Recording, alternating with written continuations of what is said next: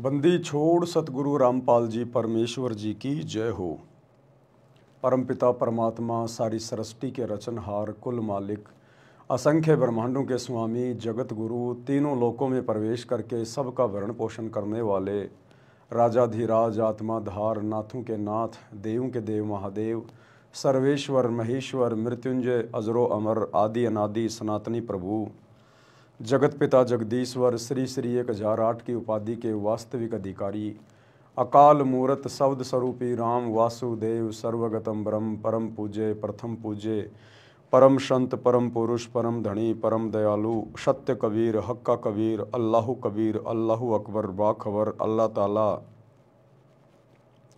जगत के तारणहार, जगत के मुक्तिदाता, जगत के जगन्नाथ, हारे के सहारे, हिंदुओं के राम, मुसलमानों के अल्लाह, सिखों के वाहेगुरु, ईसाइयों के मसीह, दया के सागर दयानिधि, करुणा के सागर करुणानिधि, स्वयंभू परिभू, संकट मोचन, कष्ट हरण, मंगल करण, दुख भंजन, अविगत कबीर, निर्विकार निर्विषम परमात्मा, अलय अलेख सतगुरु, आदि अनादि सतगुरु, असली मर्यादा पुरुषोत्तम, असली राम, असली कृष्ण, असली घनश्याम, असली मुरारी, राजाओं के राजा, महाराजाओं के महाराजा, शहंशाहों के शहंशाह, सम्राटों के सम्राट, भगवानों के भगवान, अल्लाहों के अल्लाह, प्रभुओं के प्रभु, मसीहाओं के मसीह, सच्चे वाहिगुरु, बाबाओं के बाबा, पीरों के पीर, सेठों के सेठ, जगत सेठ, सावलसा सेठ, सर्वगुण संपन्न, अनंत कोटि कलाओं के स्वामी, अनंत कोटि ब्रह्मांडों के नायक, योगियों में महायोगी, ध्यानियों में महाध्यानी, सिद्धों में परम सिद्ध, ज्ञानियों में तत्व ज्ञानी, ब्रह्म ज्ञानी, महाज्ञानी, परम ज्ञानी, सर्वश्रेष्ठ ज्ञानी,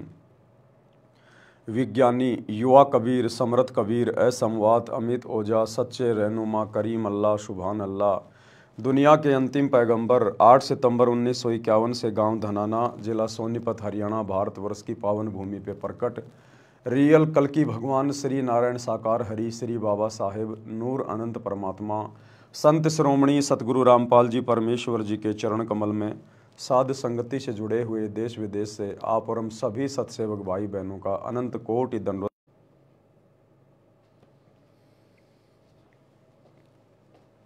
हो गया। तो सौभाग्य है उन आत्माओं का जिनको कलयुग की बिचली पीढ़ी में सतगुरु मिल गया, सतभक्ति मिल गई, और परम सौभाग्य है उन आत्माओं को जिनको सतगुरु भी मिल गया, सतभक्ति भी मिल गई, और साथ में सुसंगति यानी साध संगति भी मिल गई। क्योंकि साध संगति सतलोक के लिए सतगुरु रामपाल जी भगवान का ट्रेनिंग सेंटर है। साध संगति से जुड़े बिना आप जी सतलोक की प्राप्ति नहीं कर सकते। ये कलयुग की बिचली पीढ़ी में परमात्मा की सुनियोजित प्लानिंग होती है साध संगतियां शुरू करवाना। साध संगति से ही सतगुरु रूप में धरती पे प्रकट कबीर परमेश्वर को पहचाना जा सकता है, दूसरा कोई तरीका नहीं है। जोर जबरदस्ती का काम इस भक्ति मार्ग में है नहीं, इसलिए परमात्मा ने केवल ज्ञान मार्ग चुना, ज्ञान को आधार बनाया कि ज्ञान को आधार बनाकर ही ये आत्माएं अगर सतगुरु को परमात्मा के रूप में हृदय से स्वीकार कर लेंगी तो ये आत्मा सतलोक के योग्य बन सकेगी, अन्यथा नहीं बने सकेगी। तो परमेश्वर ने दया बख्शी, हमें साथ संगति से जोड़ा, अपनी पहचान करवाई, हमें इस योग्य बनाया परमात्मा ने कि आज हम निसंशय होके, निसंदेह होके, गुरु को भगवान मान के, ज्ञान को आधार बना के और अपनी भक्ति पर दृढ़ हैं। तो भाई और बहनों, पूज्य गुरुदेव जी के मुखारविंद से जो विशेष संदेश हिसार जेल से आए थे, अब उन विशेष संदेशों के ऊपर विशेष तौर पर निष्कर्ष निकालने की प्रक्रिया जारी है कि गुरुदेव ने क्या कुछ संकेत, क्या कुछ रहस्य, क्या कुछ विशेष बातें वर्तमान में हमारे लिए हिसार जेल से भेजी हैं, सत्संगों के माध्यम से, विशेष संदेशों के माध्यम से। क्योंकि विशेष संदेश है, एक होता संदेश यानी नॉर्मल जानकारी, और एक होता विशेष संदेश यानी बहुत महत्वपूर्ण कोई बात। तो ये सांकेतिक हैं, इनको हर किसी भगत के समझने की बस की बात नहीं है, इसलिए परमात्मा ने सात संगतियां रखवाई है। तो विशेष संदेश नंबर 11 का आज हमारा ये पार्ट नंबर 4 है, जिसके ऊपर अब हम आगे निष्कर्ष निकालेंगे गुरुदेव भगवान के आशीर्वाद से कि हमें किस प्रकार से भक्ति पर दृढ़ता मिले, हमारा विश्वास गुरुदेव के चरणों के प्रति दृढ़ हो। तो भाई और बहनों, हम आगे बढ़े। हम आगे बढ़ें उससे पहले दास अपने एक दोस्त से आपको मिलाना चाहेगा। हाँ जी, हमारे भी दोस्त हैं। तो पवन दास अपने एक दोस्त से आपको मिलाना चाहेगा। वैसे तो बहुत सारे दोस्त हैं, बहुत हैं, गिनती नहीं है। लड़कियां भी मेरी दोस्त हैं, लड़के भी मेरे दोस्त हैं, बहुत हैं मेरे दोस्त, बहुत बहुत बहुत, गिनती नहीं है। तो आज मैं आपको अपने एक दोस्त से मिला रहा हूं, फ्रेंड से। आपकी आत्मा खुश हो जाएगी, जी खुश हो जाएगा आपको। अब दोस्त का मुझे नाम तो पता नहीं, लेकिन आपको पता चल जाए तो आप देख लेना। तो ये मेरे बहुत ही अजीज, मेरे बहुत ही अच्छे प्रेमी हैं, मेरे दोस्त हैं। और ये 9 से 11 मार्च 2025 का जो इन सतलोक आश्रमों में गरीबदास जी का बोध दिवस मनाया जा रहा है, ये उसका प्रचार प्रसार करने में लगा हुआ, थोड़ा बिजी है अभी। तो मेरे दोस्त से आप सुन लीजिएगा एक बार क्या कह रहे हैं। गरीब अनंत कोटि ब्रह्मांड का एक रति नहीं बार, सतगुरु पुरुष कबीर है कुल के सिरजनहार। नमस्कार दोस्तों, जगत गुरु तत्वदर्शी नमस्कार दोस्तों। क्या कहा मेरे दोस्त ने? नमस्कार दोस्तों, नमस्कार दोस्तों। एक बार फिर सुन लीजिए, कहीं आपको गलतफहमी हो जाए। नमस्कार दोस्तों, जगत गुरु तत्वदर्शी संत रामपाल जी महाराज की नमस्कार दोस्तों। तो ये है मेरी दोस्त, माय फ्रेंड, मेरी सहेली। ये है मेरी सहेली। दोस्त का मतलब क्या होता है? सहेली, फ्रेंड, जिगरी यार। तो ये है मेरा जिगरी यार। शकल देख लो एक बार अच्छे से। और एक नहीं, इसके जैसी बहुत है मेरी फ्रेंड। ऐसी ऐसी मेरी ना जाने कितनी सहेलियां हैं, मेरे कितने फ्रेंड हैं। क्या कह रही है? नमस्कार दोस्तों। किसको कह रही है? जो जो इसका वीडियो देखेगा वो इसका दोस्त है, इसलिए कह रहा हूं कि ये मेरी दोस्त है। ये आपकी भी दोस्त है। अब हजारों ने ये वीडियो देख लिया, देख रहे हो, आगे भी देखोगे। तो जितने भी व्यक्ति इसका वीडियो देखोगे, आप सब इसके दोस्त बनते चले जाओगे। दोस्त, फ्रेंड, इसके प्रेमी, जिगरी यार। तो ये दोस्त है मेरी। और ऐसी ऐसी ना जाने सतलोक आश्रमों में कितनी सहेलियां मेरे कितने दोस्त हैं जो रोजाना वीडियो बनाती हैं। वो जवान जवान लड़कियां, वो माता बहनें, बूढ़े बूढ़े, कि नमस्कार दोस्तों, नमस्कार दोस्तों। तो सब हमारे दोस्त हैं भाई। किसको कह रही है दोस्ती है? सोशल मीडिया पे डाल रही है। जो जो इसको वीडियो देखेगा, जो जो इसको फॉलो करेगा, वो इसके दोस्त हैं। तो ये मेरी दोस्त है। ये मेरी गुरु बहन नहीं है, ये मेरी दोस्त है। क्योंकि मेरी गुरु बहनें इतनी बेशर्म नहीं है। मेरी गुरु बहनें अपनी इज्जत का सत्यानाश नहीं करती हैं। सरेआम मार्केट में अपने गुरुजी की इज्जत को नहीं उछालती हैं, लोगों को दोस्त कह के, फ्रेंड कह के। मेरी गुरु बहनें बहुत समझदार हैं, बहुत इज्जतदार हैं। मेरी गुरु बहनें कभी भी किसी को दोस्त नहीं कहती, वो गुरु भाई कहती हैं, भाई और बहनों कहती हैं। परमात्मा की प्यारी आत्माएं कहकर संबोधित करती हैं। दोस्त कहकर मेरी गुरु बहनें संबोधित नहीं करती।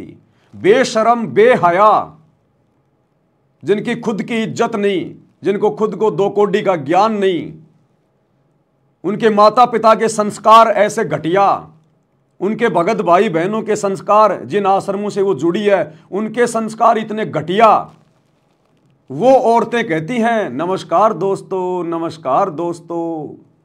कितने दोस्त हैं इसके? अरे इसके कितने दोस्त हैं हिंदुस्तान में, पता ही नहीं है। इसके चैनल पर जितने भी इसके फॉलोवर हैं, सारे इसके दोस्त हैं। इसका बाप ये वीडियो सुनेगा, वो भी इसका दोस्त हो जाएगा। क्योंकि वीडियो सुनने वाले को तो कह रही है नमस्कार दोस्तों। इसका भाई सुनेगा, वो भी इसका दोस्त हो गया। इसका मामा सुनेगा, वो भी इसका दोस्त हो गया। इसका फूफा सुनेगा, वो भी इसका दोस्त हो गया। और इसका गुरु सुनेगा तो इसका गुरु भी इसका दोस्त हो गया। ये है सतलोक आश्रमों से जुड़े हुए भाई बहनों का ज्ञान, तत्व ज्ञान। नमस्कार दोस्तों, एक शादी थी एक लड़के की, लड़का घोड़ी पे बैठा था, डीजे बज रहा था,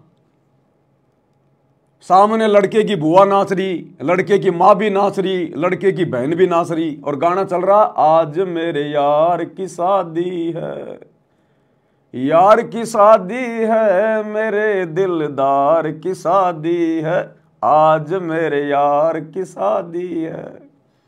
तो किसी समझदार व्यक्ति ने कहा, रे देखो भाई, कलयुग आ गया, कलयुग। दूल्हा घोड़ी पे बैठा है और डीजे पे गाना बज रहा है, आज मेरे यार की शादी है, और सामने माँ नाच रही है, बुआ नाच रही है, बहन नाच रही है, और गाना क्या चल रहा है, आज मेरे यार की शादी है। वो लड़का अपनी माँ का भी यार हो गया, क्योंकि आज मेरे यार की शादी है, माँ नाच रही है। वो लड़का उस बुआ का भी यार हो गया, आज मेरे यार की शादी है। वो लड़का अपनी बहन का भी यार हो गया, क्योंकि वो बहन भी तो नाच रही है, आज मेरे यार की शादी है। तो इसके कितने दोस्त हैं, कितने इसके सहेले हैं। नमस्कार दोस्तों, अब सारे दोस्त हो गए जो वीडियो सुनेंगे वो। तो इसकी माँ भी इसकी दोस्त, इसका भाई भी इसका दोस्त, इसका फूफा भी इसका दोस्त, इसके भगत भाई भी इसके दोस्त, इसका गुरु भी इसका दोस्त है। कॉमन सेंस का प्रयोग करना है। हम सत भक्ति कर रहे हैं, सत भक्ति।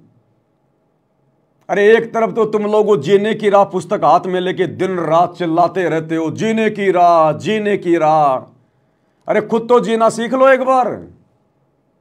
उस जीने की राह के अंदर गुरुजी ने गुंडे मवालियों के कर्म बताए, बढ़वे के कर्म बताए। इस प्रकार के शब्दों का प्रयोग, जो बढ़वे होते हैं, जिनके माँ बाप से जिनको अच्छे संस्कार नहीं मिलते हैं, जिनकी परवरिश ऐसे झुग्गी झोपड़ियों में होती है, जिनको कोई संस्कार देने वाला नहीं होता, वो लोग इस प्रकार के शब्दों का प्रयोग करते हैं। नमस्कार दोस्तों, जो लोग ज्ञानहीन हैं, जिनको आध्यात्मिक ज्ञान नहीं है, वो लोग इस प्रकार के शब्दों का प्रयोग करते हैं। नमस्कार दोस्तों, और वो भी एक भगत होकर, और वो भी लेडीज होकर। शर्म नहीं आई इसको? इसको क्या शर्म आएगी बेचारी को? इसके जैसे तो लाखों है सतलोक आश्रमों में, जो सारा दिन हेलो दोस्तों, हेलो दोस्तों, हेलो दोस्तों। क्यों? क्योंकि सतलोक आश्रम मैनेजमेंट वालों ने अपने धार्मिक धंधे के लिए, अपने वीडियो को ज़्यादा से ज़्यादा आगे शेयर करवाने के लिए सबको सोशल मीडिया की ट्रेनिंग दे दी, सबके हाथों में कैमरे दे दिए, सबको यूट्यूबर बना दिया।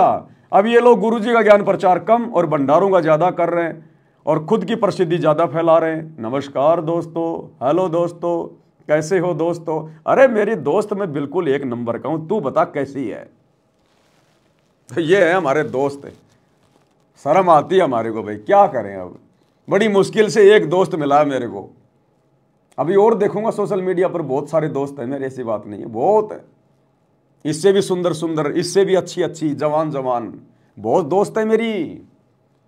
इनको शर्म आनी चाहिए। अपने आप को ये भगत कहती हैं, अपने आप को सतगुरु रामपाल जी की शिष्या कहती है। इनको शर्म आनी चाहिए, शर्म। इस बहन तक वीडियो पहुंचा देना, शेयर कर देना इसको ज़्यादा से ज़्यादा। अगर इसको जरा सी अकल आ जाए तो, अगर शर्मिंदगी महसूस हो जाए तो क्षमा याचना कर ले अपने गुरुदेव भगवान से, और आगे अपने मुंह के ऊपर लोक लगा ले। अगर बोले तो सत्साई भाई और बहनों, ये नमस्कार दोस्तों क्या है? ये जगत की भाषा है, गुंडे मवालियों की भाषा है, कुसंस्कारी बच्चों की भाषा है ये। तो गुरुदेव ने क्या सिखाया हमारे को 30 वर्षों में, और गुरुदेव के परिवार ने देखो इनको बेचारियों को, इनको कौवे बना दिए। कौवे कोयल की भाषा नहीं है नमस्कार दोस्तों, ये कौओं की भाषा है। तो थोड़ा विचार करना पड़ेगा भाई और बहनों। हम परम संत के बच्चे हैं, हम किसी ऐरे गहरे नथु बैरे आचार्य शंकराचार्य के भगत नहीं है।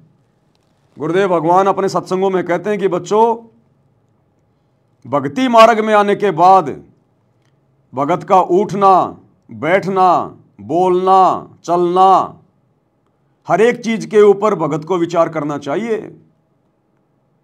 क्योंकि आपको पूरी दुनिया देखेगी आने वाले समय में, आपको पूरी दुनिया सुनेगी, क्योंकि आने वाले समय में आपके गुरु का ही ज्ञान चलेगा। तो लोग क्या सोचेंगे फिर, क्या समझेंगे फिर लोग, कि जब सतगुरु रामपाल जी के भक्तों को बोलना नहीं आता, जब इनको बोलने की तमीज नहीं है, कि किस प्रकार से शब्दों का मुंह से उच्चारण करना चाहिए। अब कोई 80 साल का बूढ़ा इसका वीडियो देखेगा, वो भी इसका दोस्त हो गया। इसका बाप देखेगा, वो भी इसका दोस्त हो गया। कोई ऐरा गहरा नथु बहरा देखेगा, कोई गुंडा शराबी देखेगा, कोई नशेड़ी देखेगा, वो भी इसका दोस्त हो गया। कितने दोस्त हैं इसके। जबकि गुरुदेव ने क्या बताया कि नाम दीक्षा लेने के बाद भगत का उठना, बैठना, बोलना, चलना सभ्य होना चाहिए, लगना चाहिए कि ये भगत है। क्या कह रहे हैं गुरुदेव भगवान। तो पुण्यात्माओं, ऐसे सत्संग में आने से इस प्रकार की समस्याओं का समाधान होता है, लेकिन असर उनका है जो पुण्यात्मा होती हैं। ये पत्थर और बांस के जैसे प्राणियों का नहीं हुआ करती। जिस घर में नाम इस सतपुरुष का और उस घर में लड़ाई, फिर उनका असर ना हो रहा है, वो तो पत्थर कैसे है, माड़ी सी घर्षण लग दे चिंगारी पाटे हैं। पुण्यात्माओं, इसके अंदर हमने परिवर्तन बहुत करना पड़ेगा। हमारे बोलने और बतलाने में, चलने और उठने और बैठने और निगाह दृष्टि में भी साधुता आनी चाहिए। एक तो चटक मटक करके चले, एक सीधा सा जैसे बिल्कुल भक्त संत चला करते हैं। उठने और बैठने में भी कहीं बकवाद नजर नहीं आवे, देखने में भी कोई ऐसी त्रुटि संत की दृष्टि में नहीं होनी चाहिए, भगत की में। तो हम सत्संगी हैं, अन्यथा हम केवल नाम उपदेश है, असर कति नहीं। तो गुरुदेव कह रहे भगत के तो उठने, बैठने, चलने में, बोलने में, भगत की हर क्रिया में साधुता नजर आनी चाहिए। साधुता कि ये भगत है वास्तव में। और वही जगत वाले काम दुनिया भर के यूट्यूबर छोटे छोटे वीडियो रील बना के दुनिया भर के दिन में डालते रहते हैं गंदगी। हेलो दोस्तों, hello friend, how are you. और हम भगत होके भी नमस्कार दोस्तों, नमस्कार दोस्तों। क्या ये बड़ुओं जैसी भाषा। आप भगत हो, बड़वे नहीं हो। बड़वे बनना चाह रहे तो बात अलग है, और बड़वे बनना तो फिर सतगुरु रामपाल जी की आड़ मत लो, फिर बाहर जाके बड़वागिरी करो, अपने आप हो जाओगे प्रसिद्ध दुनिया में। तो गुरुदेव कह रहे हैं जिस घर में नाम सतपुरुष का और उस घर में झगड़ा, वो भगत नहीं है। फिर अब यहां भक्तों को शंका हो जाएगी कि भाई मैं तो अकेला उपदेशी हूं और मेरे घर में तो रोजाना ही झगड़ा होता है, मेरे को भक्ति नहीं करने देते। कभी मेरी पत्नी लड़ती है, कभी मेरा पिता लड़ता है, कभी मेरी माँ लड़ती है। देखो भाई और बहनों, गुरुदेव यहां उस परिवार के लिए कह रहे हैं जो पूरा परिवार उपदेशी है, सबने नाम ले रखा है और उसके बाद भी छोटी छोटी बातों पे लड़ाई झगड़ा करते हैं, मनमुटाव करते हैं, खैंचातानी करते हैं, तो वो हैं कंजर। वो भगत नहीं है, फिर वो कंजर बताए गुरुदेव ने, जो नाम उपदेश लेने के बाद भी लड़ाई झगड़ा करते रहते हैं। उनके ऊपर फिर ज्ञान का असर नहीं हुआ, वो कंजर हैं, कंजर।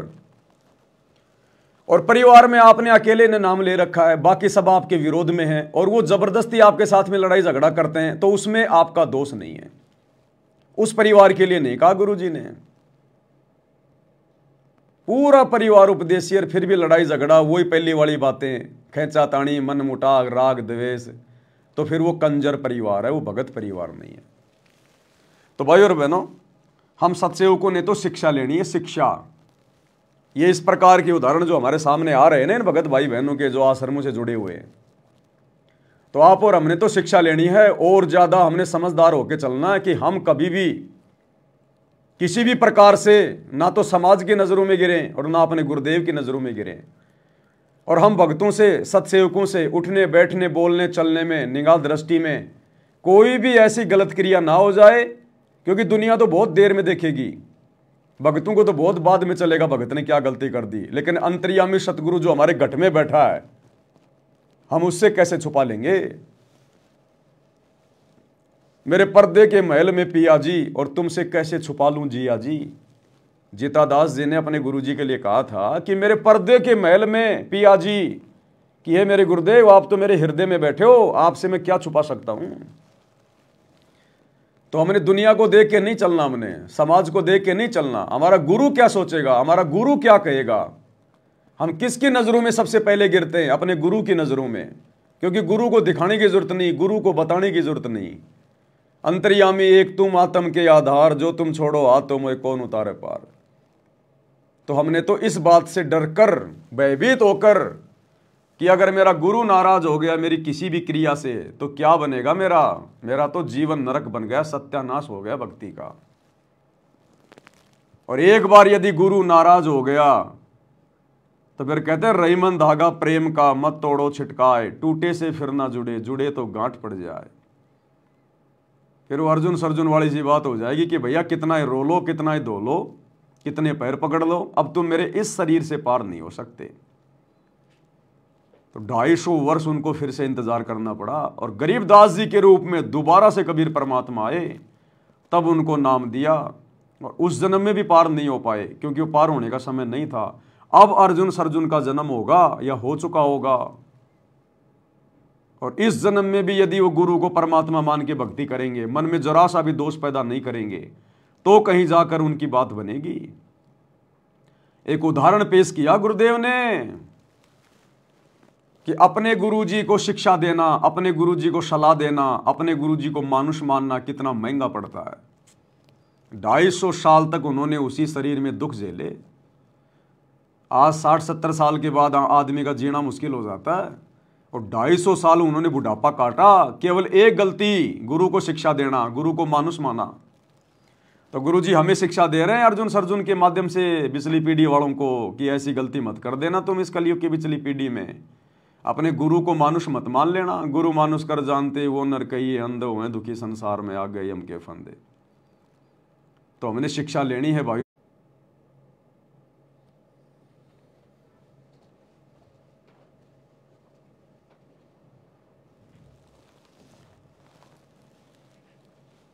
तो जरा भी किसी नेता से, मंत्री से, प्रधानमंत्री से, एमएलए के मुख से अगर कोई इधर उधर की बात निकल जाती है तो मीडिया तुरंत उनकी बातों को पकड़ लेती है, अखबारों की सुर्खियां बन जाती है, मीडिया की हेडलाइन बन जाती है, मौका मिल जाता है विपक्ष वालों को। तो ठीक इसी प्रकार हम भक्तों के शब्द में शक्ति है, क्योंकि हम सत्य भक्ति करते हैं, और काल को मौका मिल जाएगा तुरंत। यदि हमने जरा भी कमजोरी दिखाई, तो जरा भी नादानी की, तो भक्ति मार्ग पे तो हम भक्तों के शब्दों का बहुत महत्व है, बहुत महत्व। अब एक शब्द तो नमस्कार भाई और बहनों, सत्साई भाई और बहनों, ये कितना प्यारा लगता है, बोलने में कितना अच्छा लगता है, कितना मधुर है, शीतलता देता है, मन में पवित्रता को लेके आता है। और एक नमस्कार दोस्तों, हेलो फ्रेंड, ये अश्लीलता को बढ़ावा दे रहा है, अश्लीलता को, गंदगी को, मन में विकार पैदा करता है ये शब्द दोस्त। तो हम भक्तों ने बहुत सोच समझ के भक्ति मार्ग पर आगे बढ़ना है। हम भक्ति कर रहे हैं, ड्रामा नहीं कर रहे, भक्ति कर रहे हैं। आने वाले समय में आपके बच्चे भी आपकी वीडियो देखेंगे, आपके पोता पोती भी आपकी वीडियो देखेंगे। क्या सोचेंगे आपके बारे में? वो खुद ही कहेंगे कि मेरी दादी को तो 2 दहली का ज्ञान नहीं था, फोड़ गई अपने कर्म परमात्मा से जुड़कर भी। जो आज नमस्कार दोस्तों, नमस्कार दोस्तों, और क्या कहेगी नमस्कार दोस्तों बोल के? है क्या इनके पास बोलने के लिए सिवाय भंडारे का प्रचार करने के? अब सुन लो क्या कहेगी, सुन लो, इसकी भी सुन लो भाई। नमस्कार दोस्तों, जगत गुरु तत्वदर्शी संत रामपाल जी महाराज के सानिध्य में संत गरीबदास जी महाराज के बोध दिवस के उपलक्ष्य में 9, 10, 11 मार्च 2025 को एक विशाल भंडारे का आयोजन किया जा रहा है। इस विशाल भंडारे में अनेक कार्यक्रम आयोजित किए जा रहे हैं, जिसमें दहेज मुक्त विवाह, रक्तदान। इस भंडारे में अनेक कार्यक्रम आयोजित किए जाएंगे, जैसे बंदर का खेल दिखाना, रीछ का खेल दिखाना, नट और नटनी का खेल दिखाना। ये क्या मनोरंजन के साधन है ये आश्रम?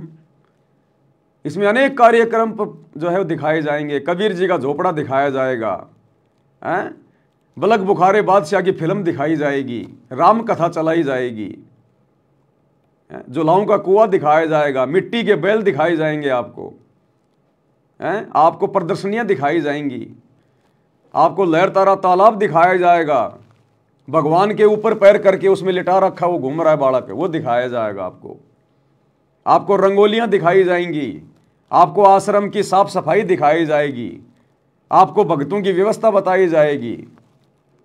ये जूता घर में कितने जूते आ जाएंगे, तुमने दुकान खोलनी है। अरे जूता घर में जूते जमा हो रहे हैं, अच्छी बात है। भगत जी जूता घर में कितनी कैपेसिटी है, कितने जूते आ सकते हैं, इसमें 1 लाख जूते आ सकते। अरे दुकान खोलनी है तुमने, फालतू की ड्रामेबाजी, फालतू का दिखावा, फालतू की वीडियो।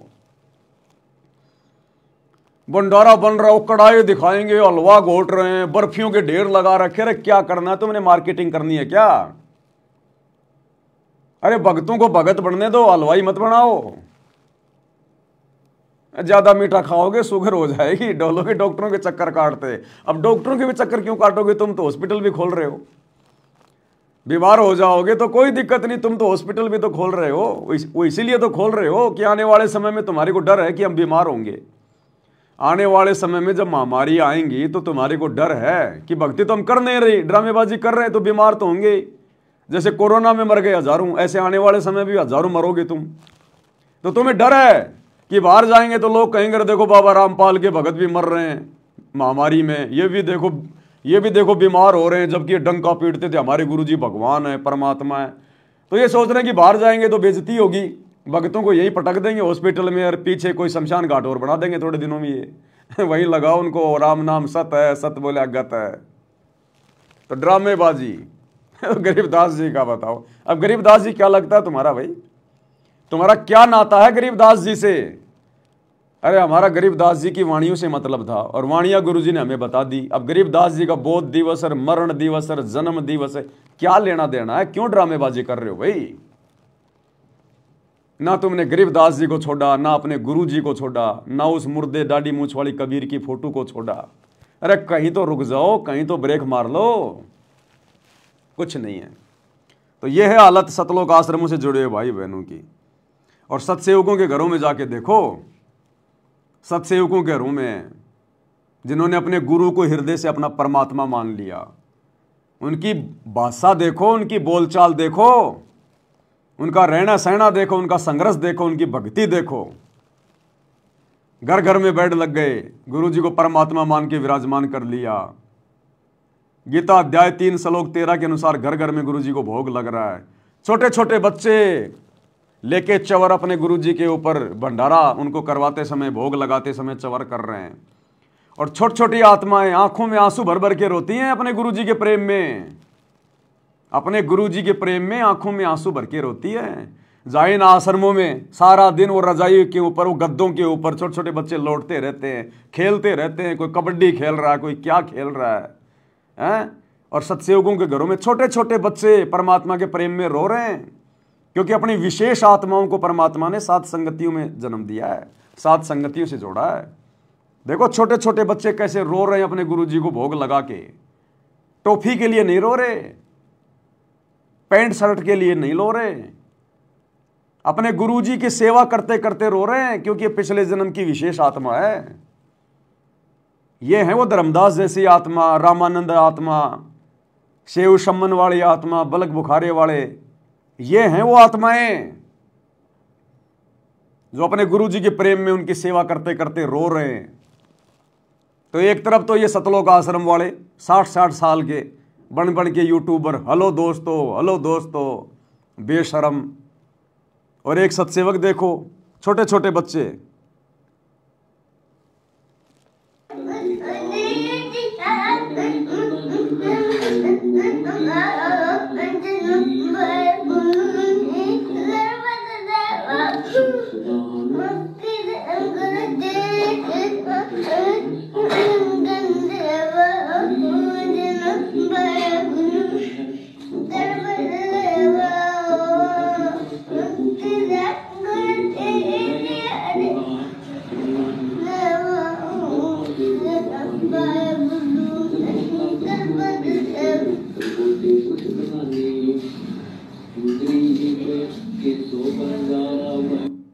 देखो कैसे अपने गुरु जी के प्रेम में रो रहे हैं छोटे छोटे बच्चे अपने गुरु जी को भोग लगाते समय। हम विनती करते जी, गुरु जी थारे आ गए, साहिब थारे आ गए। तो कहाँ है परमेश्वर की विशेष आत्माएं, श्रेष्ठ आत्माएं? इन आश्रमों में नहीं है। अरे आश्रमों में आने वालों के माँ और बाप बिगड़ गए तो उनके बच्चे कहाँ से सुधरेंगे? अरे जिनके माता पिता बिगड़े हुए हैं उनके बच्चे कहाँ से सुधर जाएंगे? बकवादें होती हैं, बकवादें, प्यार प्रेम की बातें, शादियों की बातें, अश्लील बातें, ड्रामेबाजी, मोबाइल ले लेके सेल्फियां खींचते रहेंगे। वहां जगत वालों को घुसेड़ दिया भक्तों के बीच में, है कोई वहां पे कोई शुद्धता? इसलिए परमात्मा ने सात संगतियां शुरू करवाई, अपने मिशन को गति देने के लिए। अपनी प्यारी आत्माओं को परमात्मा ने छांट लिया और जो गंदगी, जो कूड़ा करकट है, वो उन आश्रमों में छोड़ दिया। इसलिए भाई और बहनों, सात संगतियों की आवश्यकता पड़ी, नहीं तो परमात्मा ने कोई जरूरत नहीं थी सात संगतियां शुरू करवाने की। तो आगे बढ़ते हैं। विशेष संदेश नंबर 11 का पार्ट नंबर आज 4 है। गुरुदेव हमें और क्या समझा रहे हैं, किस प्रकार से एक नेक भगत बनने की शिक्षा दे रहे हैं, कौन कौन सी गलतियां करेंगे तो हम नुकसान उठाएंगे, क्या बता रहे हैं गुरुदेव? तो बच्चों, अब इस समय को संभालो और इस परमात्मा की समर्थता से परिचित हो जाओ। इस गंदे लोक ने अच्छी तरह समझ लो। यहां तुम नहीं रह पाओगे और एक अंदर कसक बनाए रखो नारी कि ठीक है, जब तक यहाँ है खूब परिवार में मिलकर रहो और सब ना अपने मालिक की बातों में वो जाकर रखो और गप्पे कम मारो। और गप्पे मारने की बकवाद पे मतलब की है अपना जब टाइम लगा मालिक की चर्चा शुरू करते, कोई कथा देख ले, कोई वैसे भाई बहन की चर्चा करो, देखो उनको इतना दुख था, मालिक की दया से इतना सुख होगा। इससे ये मन का लगाम डली रहेगी। यदि तुम सत्संग सुनने के बाद फिर बाद में वही अपने गृहस्थी बेत की बातें करती हो, फोन पर बैठ कर करते रहते हो, फलाने से मर ले, दकने से कर ले, तो इनसे मालिक राजी नहीं होगा, आपको कष्ट शुरू हो जाएगा। सब जानते हैं अंतर्यामी परमात्मा। ये ना सोचो हिसार जेल में बैठ गए तो ये कैद हो गए। वर्तमान में संगत में जो चल रहा है 90%, जो बकवादें चल रही हैं, उन बकवादों के आधार से अंतर्यामी भगवान हिसार जेल से बैठ के कह रहा है कि फालतू में इधर उधर घूमने से, कहीं हांडने से अच्छा है गुरु जी की अपनी कोई कथा सुन लो, अपने किसी भगत भाई बहन से परमात्मा की कोई चर्चा कर लो, अपने रिश्तेदारों से बात करने से अच्छा है गुरु जी का सत्संग सुन लो, इधर उधर धक्के खाने से अच्छा है। ये बकवाद छोड़ो, नहीं तो फिर वही समस्या वापस आ जाएंगी तुम्हारे सामने, फिर वही दुख शुरू हो जाएंगे। तो अंतर्यामी को सब पता है, ये अंधा नहीं है, पागल नहीं है, ये सब देख रहा है, सारी राम कहानी देख रहा है। यही देखने के लिए तो जेल में जाके बैठा है कि मेरे सामने तो बकवाद ये करते नहीं और मेरे पीछे से देखता हूं कौन कौन बकवाद करेगा, कौन कौन ज्ञान को आधार बना के चलेगा। तो ये देखने के लिए, हमारी परीक्षा लेने के लिए तो जेल में बैठा है। और आज जेल में बैठकर सब कुछ देखकर सत्संग के माध्यम से बाहर संदेशा भेज रहा है कि मैं सब कुछ देख रहा हूं तुम्हें, तुम ये ना सोचना कि मुझे पता नहीं है। तो सारी बातें कह दी गुरु जी ने कि तुम थोड़ी बहुत देर सत्संग सुनते हो, उसके बाद में वो इधर उधर की बातें शुरू कर देते हो, रिश्तेदारों से बातें तुम जो है शुरू कर देते हो। क्या काम आई तुम्हारी वो बातें? अरे 2 किलो हलवा बनाया, थोड़ी देर में एक मुट्ठी उसमें बालू रेत की डाल दी, क्या काम आया? आधा घंटा 1 घंटा सत्संग सुना, तुम्हारे भाव बने और 2 मिनट बाद में अपनी बुआ से बात करने लग गया, अपनी मामी से बात करने लग गया, फिर वही दुनिया भर की इधर उधर की बातें, फिर तूने अपने मन को गंदा कर लिया। तो ये भैया, ये गंदी राजनीति में जाना, नेताओं के पीछे धक्के खाना, जाटों के आरक्षण में जाना, गुंडों की सीबीआई जांच करवाना, जाटों की धर्मशाला बनवाना, स्टेडियम बनवाना, ये बकवादें हैं, बकवादें। ये दुनिया वालों को आश्रमों में बुलाना, जबरदस्ती निमंत्रण दे दे के भक्तों का ध्यान बटाना। अब वो नेता लोग आएंगे, साथ में 10-12 और आएंगे, हैं, किसी ने क्या पहन रखा है, कोई क्या खा रहा है, कोई क्या कर रहा है, कोई क्या बात कर रहा है। अब पूरी पब्लिक उनकी तरफ देखने लग जाती है जैसे कोई प्रधानमंत्री आ गया हो, क्योंकि संगत को भी तो अब इतना ज्ञान नहीं है ना, संगत भी तो देखा देखी में जुड़ी हुई है।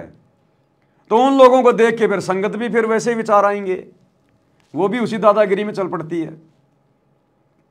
तो गुरुदेव कह रहे हैं फिर बाद में दुख उठाओगे, परेशानियां उठाओगे, तुम्हारा बाप तुम्हें एक नेक भगत बनाने के लिए जेल में जाके बैठा है ताकि तुम सुधर जाओ। ये परीक्षा चल रही है, इसमें अच्छे से इसमें आंसर दे दो। जब रिजल्ट आएगा ना तब पता चलेगा, रोओगे फिर सर पे हाथ रख के। तो स्पष्ट कर दिया गुरुदेव ने कि ये ना सोचना मैं जेल में बैठा हूं, मुझे कुछ पता नहीं है बाहर क्या हो रहा है। ये परीक्षा चल रही है इसलिए कुछ नहीं बोल रहा, चाहे कोई सही लिखो चाहे कोई गलत लिखो। परीक्षा के समय में विद्यार्थी चाहे सही लिखे चाहे गलत लिखे, टीचर कुछ नहीं बोलता, खाली देखता है। तो जेल में जाके गुरुजी बैठ के सब देख रहे हैं तुमने बाहर जो जो कुकर्म किए हैं, जो जो कुकर्म तुम कर रहे हो, भक्ति को जो हल्के में ले रहे हो, सब देख रहा है वो परमात्मा। लेकिन परीक्षा का समय वो कहेगा कुछ नहीं, संकेत कर दिया इन विशेष संदेशों में, समझने की जरूरत है। गरीब स्वर्णाद न दे दिल, तन मन नहीं मुकाम, कौन महल हंसा गए, कहाँ लिया विश्राम। गरीब चार मुक्ति बैकुंठ बट, सपतपुरी सैलान, आगे धाम कबीर का हंस न पावे जान। अब क्या बताते हैं कि ये जैसे चार मुक्ति, बैकुंठ, शपथपुरी, ब्रह्मलोक, काल का 21 ब्रह्मांड का क्षेत्र लोक, अक्षर पुरुष का 7 ब्रह्मांड का लोक, इन सब से परे कबीर भगवान का स्थान है। गिरिव चार मुक्ति बैकुंठ बट, सप्तपुरी शैलान, आगे धाम कबीर का हंस ना पावे जान। के वहाँ सामान्य साधना से या काल तक की भक्ति से वहाँ नहीं पहुंचा जा सकता है। उसके लिए क्या बताते हैं, इस परम पिता परमात्मा की शरण माना होगा, कबीर साहब की शरण। गरीब काया काशी मन मगर, दोहों के मद कबीर, काशी तज मगर गया पाया नहीं शरीर। गरीब काया काशी मन मगर, अर्श कुर्स बीच मुकाम, जहां दुलहदी घर किया आदि अंत विश्राम। बच्चों, परमात्मा कहते हैं कि वो दुल्हा सतलोक में निवास करता है और वहां जाने के लिए आपको पूर्ण गुरु की आवश्यकता पड़ती है और अपने मन का दोष दूर करना होगा। सतलोक जाने के लिए क्या करना होगा? अपने मन का दोष दूर करना होगा। मन का सबसे बड़ा दोष क्या है? अपने गुरु जी को अपने जैसा मानना, अपने गुरु को अपने जैसा मानुष मानना, एक व्यक्ति मानना, एक इंसान मानना, मां के गर्भ से जन्म लेकर पैदा हुआ मानना, यह सबसे बड़ा दोष है, सबसे बड़ा दोष। अरे बाकी दोष तो सतगुरु ज्ञान देके समाप्त करवा देते हैं, धीरे धीरे पता चल जाता हमें। लेकिन सबसे बड़ा दोष, सूक्ष्म दोष, अपने गुरु को मानुष मानना, अपने गुरु को कबीर जी ना मानना, परमात्मा ना मानना, सबसे बड़ा दोष है। और गुरु जी कहते हैं तुम्हारी बात बिगड़ेगी फिर एक न एक दिन। अगर तुम भक्ति भी कर रहे हो, गुरु जी के साथ में भी रह रहे हो, और अगर अपने गुरु को अपने जैसा मानुष मानते रहे, भगवान नहीं माना, तो कभी ना कभी तुम्हारे मन में दोष आएगा। कभी ना कभी तुम्हारे मन में दोष आएगा यदि अपने गुरु जी को अपने जैसा मानुष मानते रहे तो। आत्मा बताते हैं, गुरु मानुष कर जानते, ते नर कहिए अंधे, ओए दुखी संसार में, आगे यम के फंदे। गुरु को मानुष कर जानते तो ते नर कहिए अंधे, और फिर होवे दुखी संसार में, फिर काल के फंद। पुणात्मा, हमने गुरु जी को परमात्मा मानना पड़ेगा। परमात्मा मानने से हमारी यह प्रॉब्लम सोल्व होएगी, नहीं तो नहीं हो सकती। अब सुनिए, हम अपने ही जैसा गुरु को माने, एक मानुष रूप मान करके हम यदि उसके साथ रहेंगे तो कभी ना कभी दोष आपके मन में आवेगा। कभी न कभी दोष आपके मन में आवेगा। यदि आपने अपने गुरु को अपने जैसा मानुष माना तो कभी न कभी आपके मन में दोष आवेगा। ये सतगुरु के वचन है। साध वचन पलटे नहीं, पलट जाए ब्रह्मांड। क्या कह रहे हैं गुरुदेव? हम अपने ही जैसा गुरु को माने, एक मानुष रूप मान करके हम यदि उसके साथ रहेंगे तो कभी ना कभी दोष आपके मन में आवेगा। अब गुरु को अपने जैसा मानने का क्या मतलब है? आप और हम तो माँ के गर्भ से जन्म लेके आए, जेर में लिपट के आए, गंदगी में लिपट के आए, दो कोडी के जीव हैं।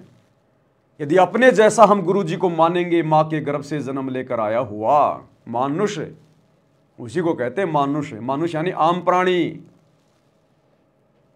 तो कभी न कभी भगत के मन में दोष आएगा, वो काल के हत्थे चढ़ेगा, वो सतलोक प्राप्त नहीं कर पाएगा। और जिन जिन आत्माओं ने अभी तक अपने गुरु के अलावा अपने घर में उस दाढ़ी मूंछ वाले नकली मुर्दा कबीर की फोटो रखी हुई है, घर की दीवारों पे, अपनी गाड़ियों में, अपने फ्रिज के ऊपर, कूलर के ऊपर, या घर के दरबार में, या लॉकेट में, तो समझ लो अभी तक आप अपने गुरु को मानुष मान रहे हो। अगर आपने अपने गुरु को ही कबीर मान लिया होता तो वो नकली फोटो क्या कर रही है आपके घर में? दो दो भगवान तो है ही नहीं। अरे भगवान तो एक ही है, या तो दाढ़ी मूंछ वाला या आपका गुरु।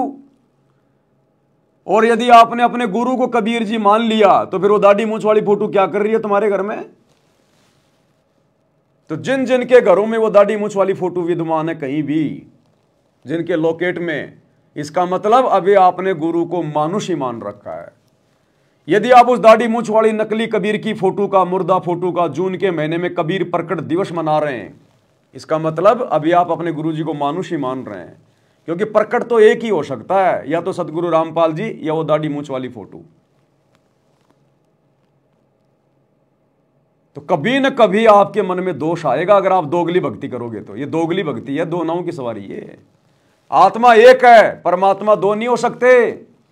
या तो सतगुरु रामपाल जी है परमात्मा, या फिर वो दाढ़ी मूंछ वाली कबीर की मुर्दा फोटो है परमात्मा। अगर उस मुर्दा फोटो को कबीर मान रहे हो तो सतगुरु रामपाल जी को घर से बाहर निकाल दो, और अगर सतगुरु रामपाल जी को परमात्मा मान रहे हो तो दाढ़ी मूंछ वाले को घर से बाहर निकाल दो। नहीं तो आप दोगले हो, दोगले। आप दोगली भक्ति कर रहे हो, फर्जी भक्ति कर रहे हो। आप अपने आप को भी धोखा दे रहे हो और अपने भगवान को भी धोखा दे रहे हो, और अपनी आने वाली पीढ़ियों को भी नरक का रास्ता दिखा रहे हो आप। तो इसलिए गुरुदेव कहते हैं यदि आपने अपने गुरु को मानुष माना तो मन में दोष आएगा। तो गुरु की आवश्यकता पड़ती है, और अपने मन का दोष दूर करना होगा।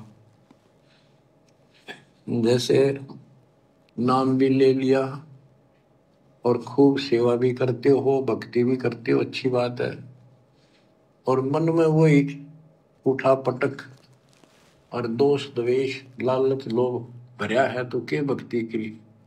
भक्ति भी कर रहे हो, नाम भी ले लिया, और मन में वो लालब, लोभ, द्वेष, स्वार्थ, बकवाद, तो क्या भक्ति कर रहे हो फिर?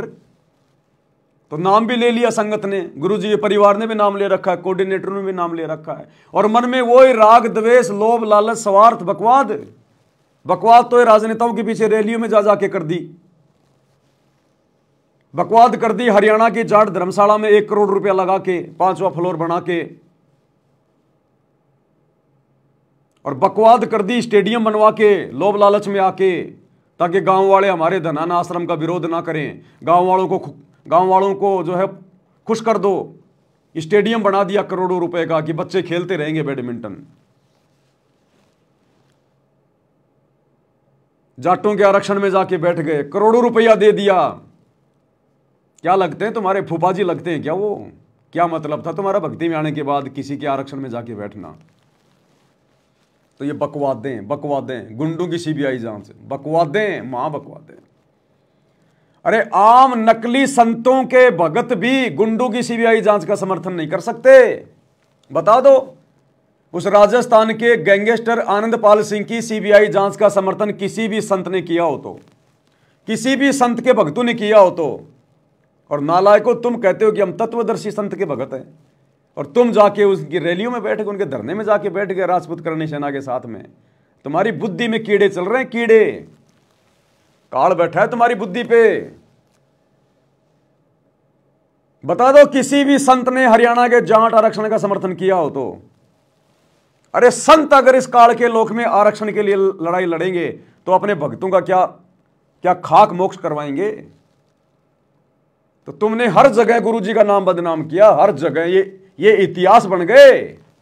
आने वाले समय में ये समाज तुम्हारी धोती सी धोएगा, तुम्हारी, तुम बोलने के लायक नहीं रहोगे आने वाले समय में।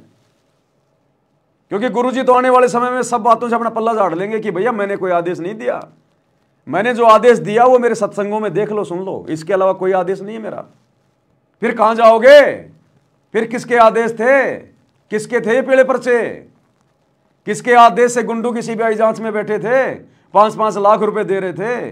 किसके आदेश से जाट आरक्षण में बैठे थे, करोड़ों रुपया दे दिया?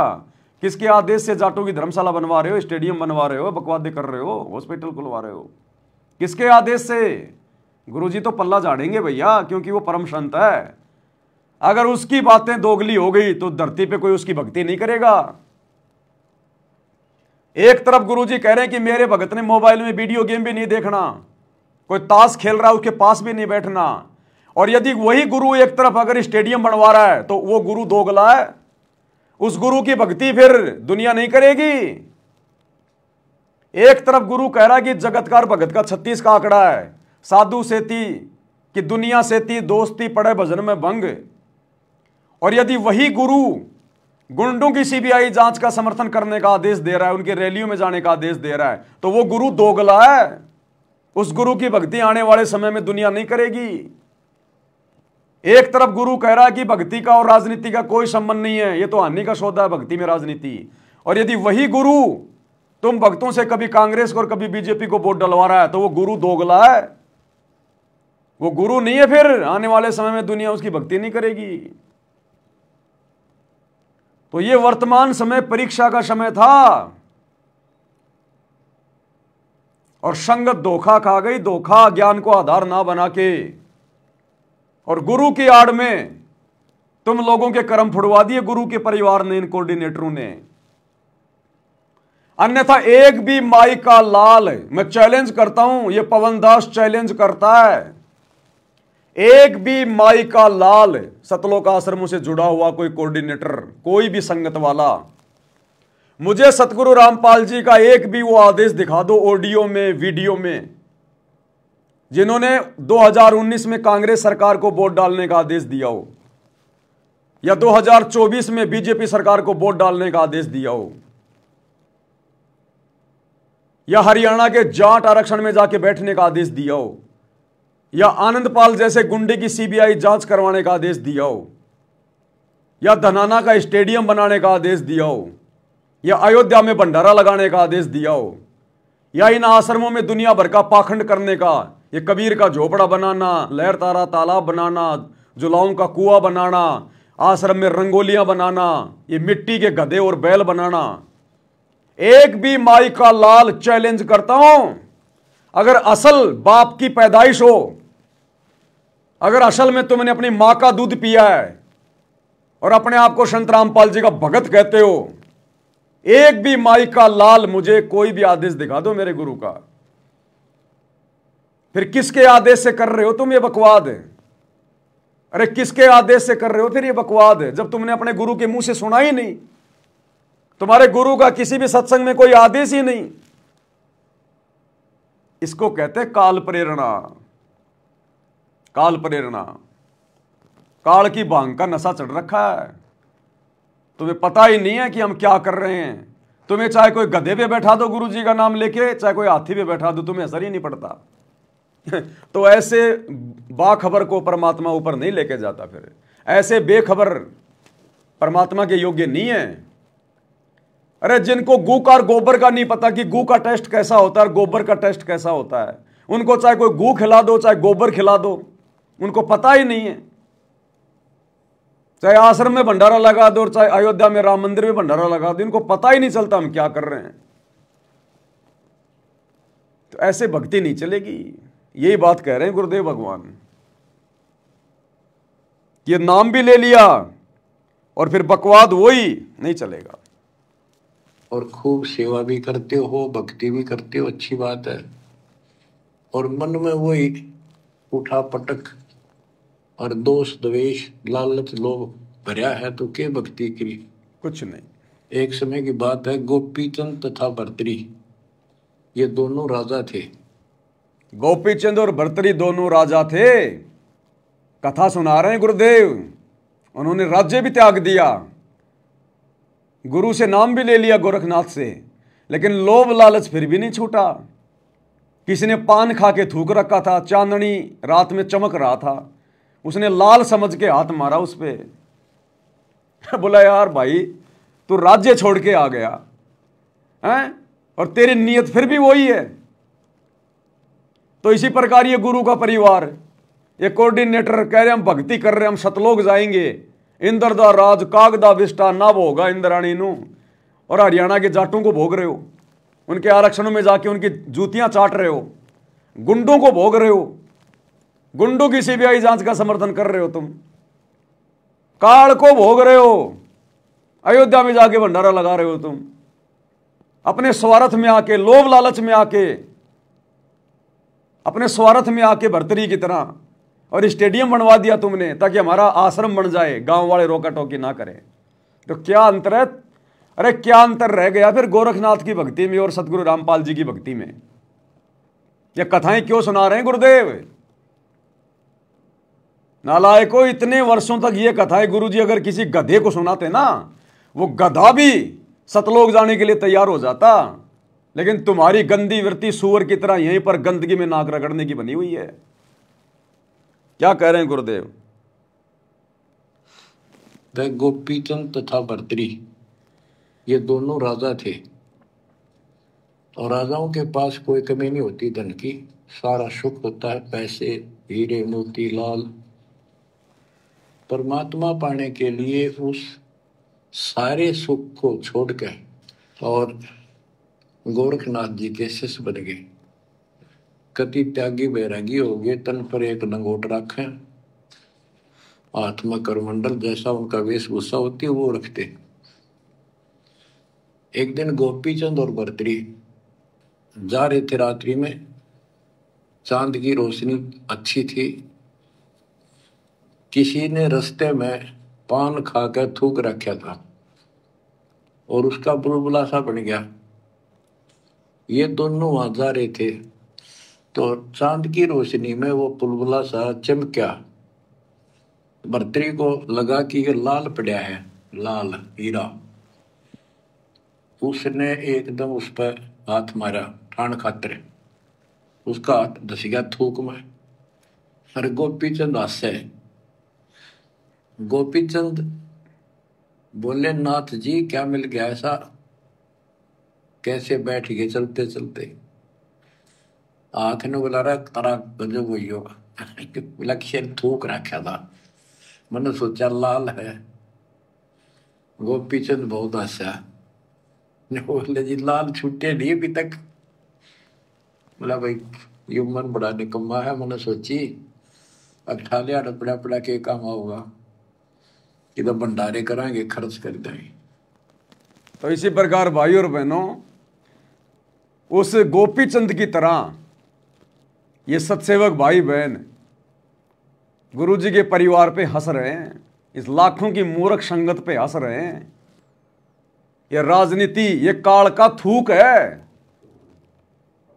जो इनको चमकता हुआ लाल दिखाई दे रहा है, इन सतलोक आश्रम वालों को, गुरुजी के परिवार को, कोऑर्डिनेटरों को। वो काल का थूक है, टट्टी है काल का।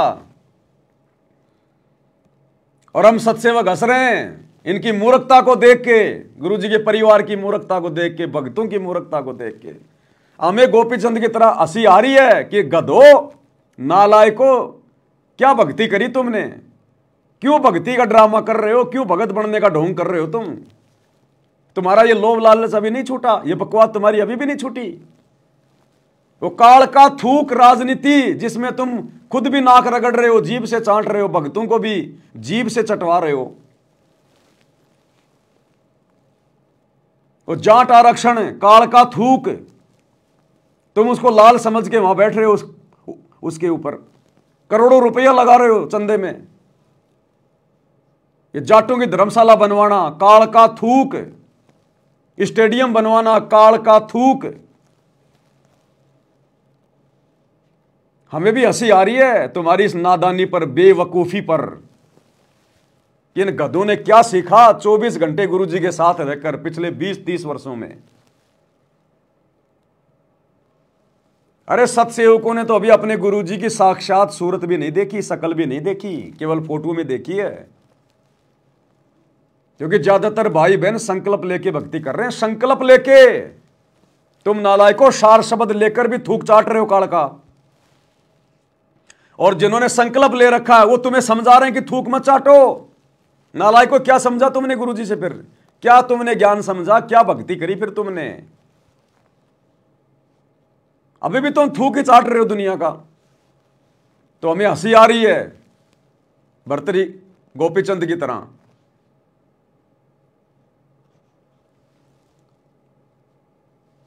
भाई ये मन बड़ा निकम्मा है, मैंने सोची अट्ठा लिया पड़ा पड़ा के काम होगा कि तो भंडारे कराएंगे, खर्च कर देंगे। तो बोले ठीक है। तो गरीबदास जी कहते हैं, एक उदाहरण और देते हैं गरीबदास जी।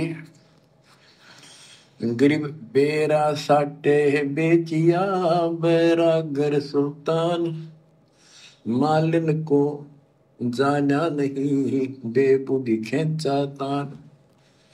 गरीब शेर बेर पलड़े चढ़े, एक पड़ा भो माही, मालिन और सुल्तान को हिलकारे ले जाही।